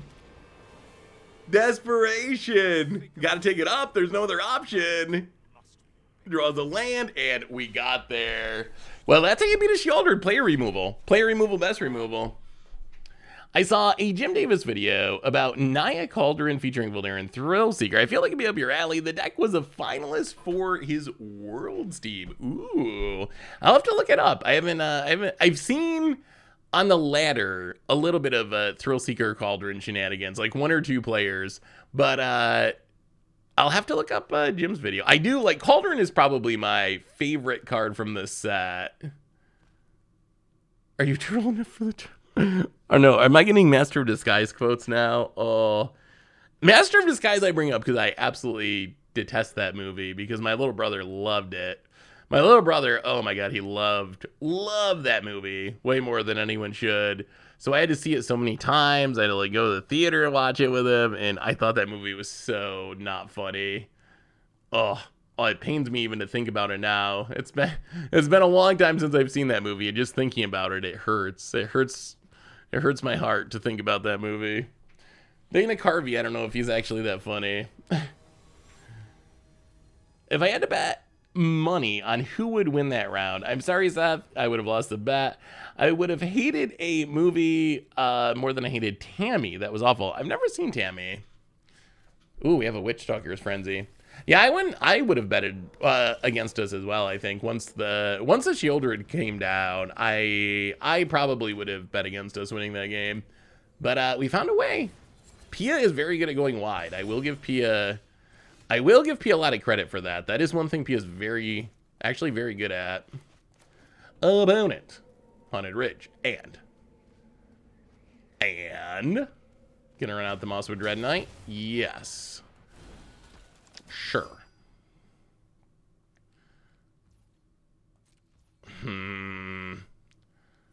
Well, let's just Seek the Beast. Seek the Beast. Draw a couple cards. Ooh, awkward. Oh, this sort of works, right? So we can 1/2. We can make a 2/2. This isn't exactly how we wanted to play this turn, but... So we make a 2/2. And then we can hair raising the 2/2. Just to keep our rabbit around. Oh, we gotta cut down? Alright, sure. Sure. Towards the tower. Well, there goes the rabbit anyway. Pass the turn. Here's the Naya Cauldron deck. Oh, let me see Man-Legging. Hey, Seth, I submitted an Omnixless list a while ago. I don't believe you looked at it. Ooh, Starhopper, do you have a link? If you send me a link, I will, I'll try to take a look at it. I'll try to take a look at it right now. Opponent, Casualty. Double Omnixless. Opponent. Naya Cauldron looks sweet. It reminds me of the whack deck almost. A mixture. That's a cool mix of synergies. Got the whack style convoke stuff with Nightmare and Avios. Got the +1/+1 counter stuff. Got the Thrill Seeker to back up and sack your entire board. That does look fun. We might have to try that one at some point. How big are these obs? 4. All right, we're gonna take it. Oh, we need a land. We desperately need a... Okay, there's a land. So. I think we need to... Nahiri's Warcrafting. Is there a better way? Can we just survive one ob? Maybe we let one ob live. Is that a horrible idea? Because we could Questing Druid. Or Wedding Announcement. We can Wedding Announcement, kill the little ob. And then at least we're doing something. Yeah, let's try that. I think this is better. So let's play Wedding Announcement. And then Torch the Tower. Kill the small ob. Pass the turn. Opponent. Gonna be close. Let me see Starhopper. Opponent. Ooh, gonna duress. That might actually be a problem. Omnixless and his many paper cuts. Ooh, that looks... I mean, Omnixless is a super, very strong commander.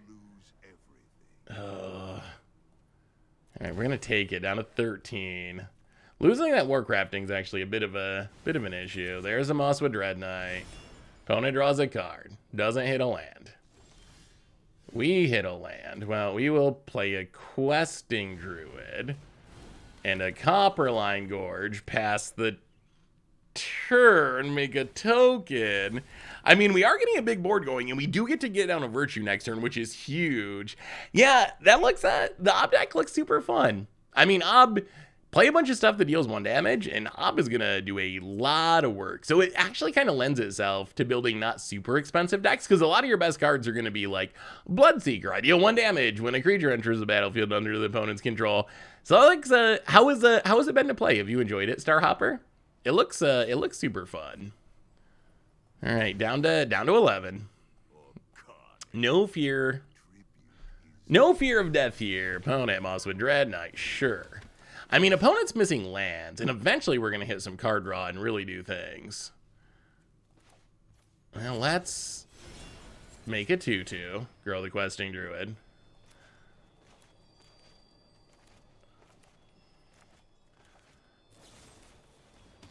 All right, opponent kills the Questing Druid.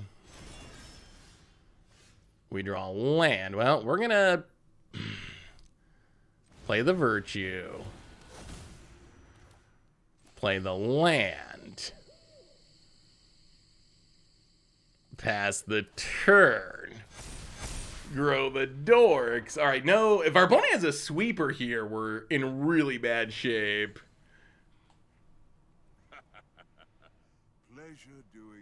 Okay, down to 9. Yeah, this Ob has done a lot of damage. Opponent, tap land. Yeah, sweeper would be super bad because then the Ob ultimates. And that probably beats us. Wow, they actually have a sweeper. Do they actually have a sweeper? Okay, opponent passes. I mean, as long as we can hit this Ob, we're okay. We just can't let the Ob ultimate or we're going to die. Another land, unfortunately. Well, go to combat. Everything at the Ob.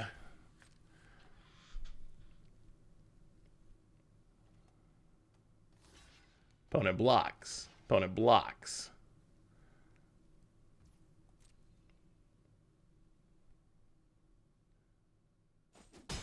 Oh, okay. Okay. Ob goes back down to 1. Opponent gets to ping us, but that's fine.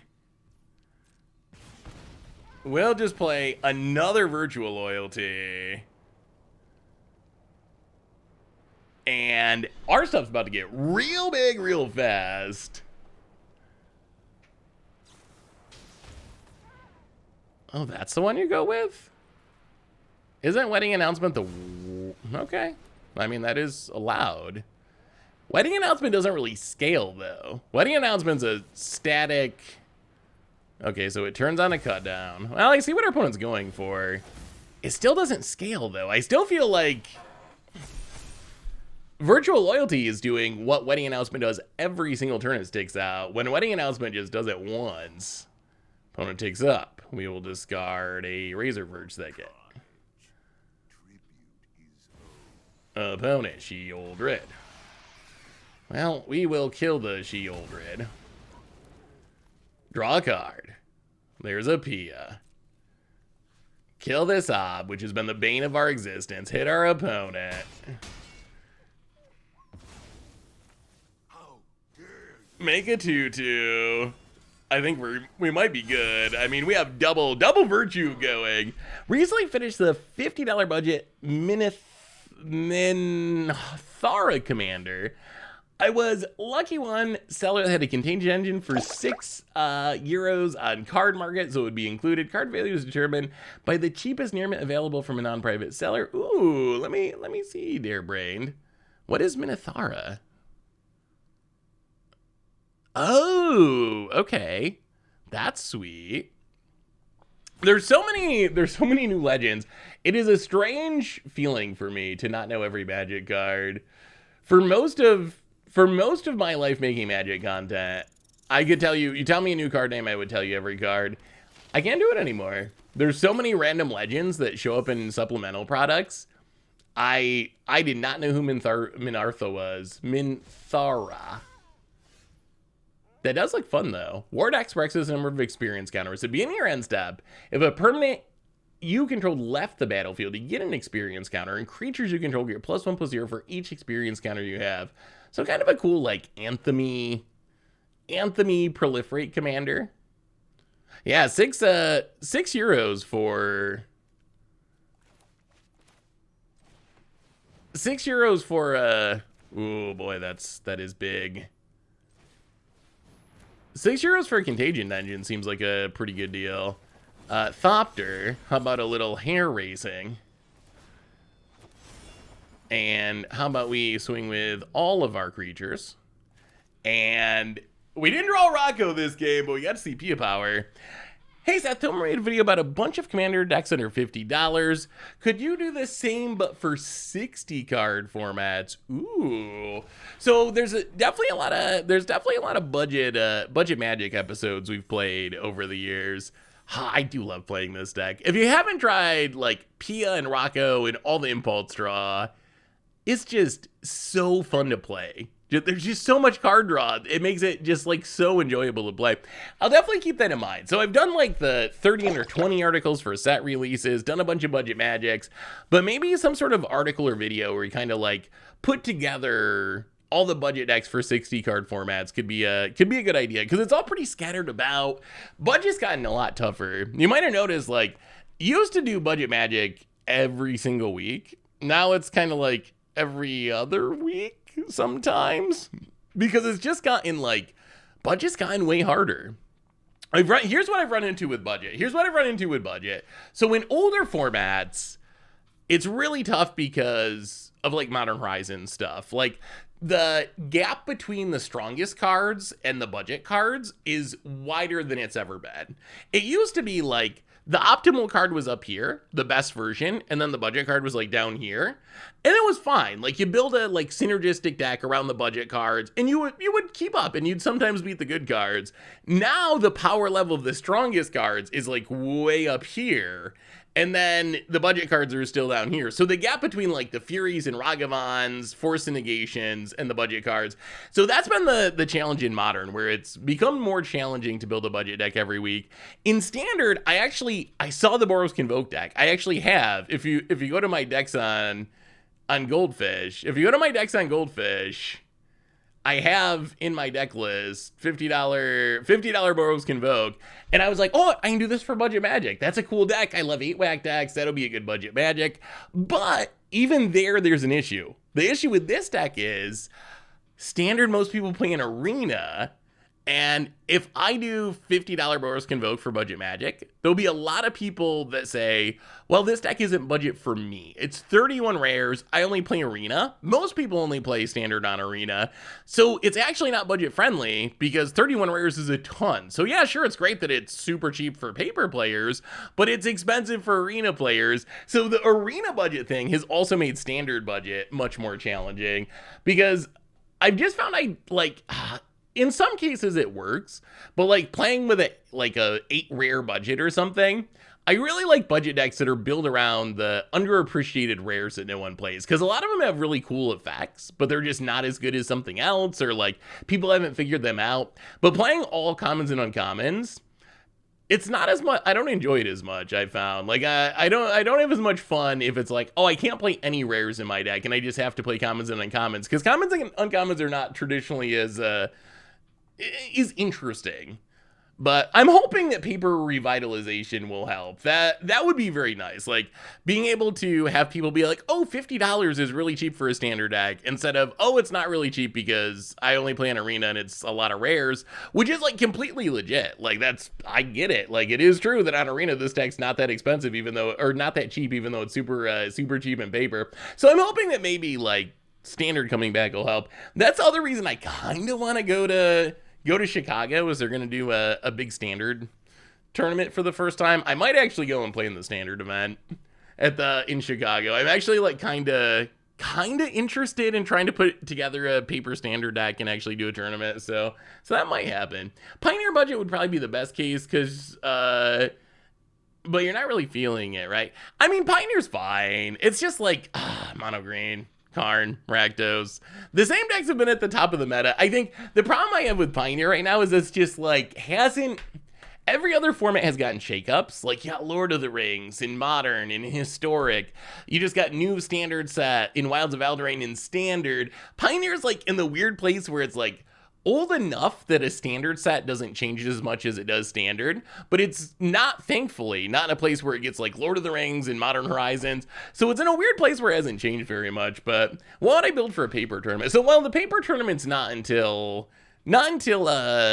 February, so we'll have to wait and see. We'll have at least one more set before then. At this point, I think there's a decent chance I would actually play some version of this. I don't know if it'd have Rocco in it. Rocco might be kind of a meme, but the Pia deck, I've had a lot of success with it, and I like playing it, and it's kind of like unique-ish. Like, it's not an against the odds deck at this point, but it's like also not Esper and Shieldreds or whatever, so I would probably try to build some form of Pia deck and run that. But anyway, what did we learn about our decks today? What did we learn? So first off, we learned that Bean-Harmonicon's pretty good. We actually kind of sort of a little bit crushed it with Bean-Harmonicon in Up a Beanstalk in Standard, drawing lots of cards, just ramping, casting all the big splashy stuff. And then we learned that Pia's still pretty good. Rocco, I think, is